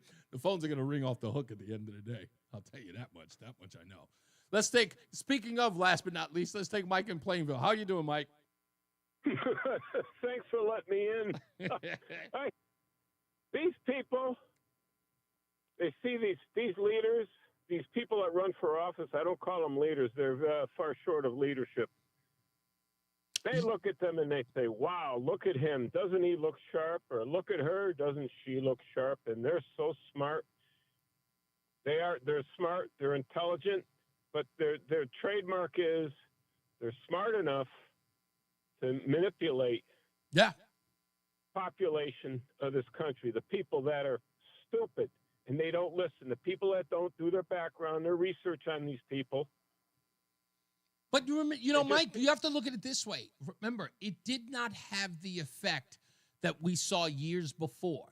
This last year, with all of that constant mission creep of repeating the same thing over and over again and getting their constituents to repeat it as well, it lost a lot of its luster in this last year. It had no impact because what a lot of people did, and I think that the mainstream media outlets, the ones that lost so much power and so much prestige, right, that they were exposed for the phonies that they were, I think that played a huge role, and they have no way of picking up an audience anymore. So I think those days are over. I think what we're going to see is a new day.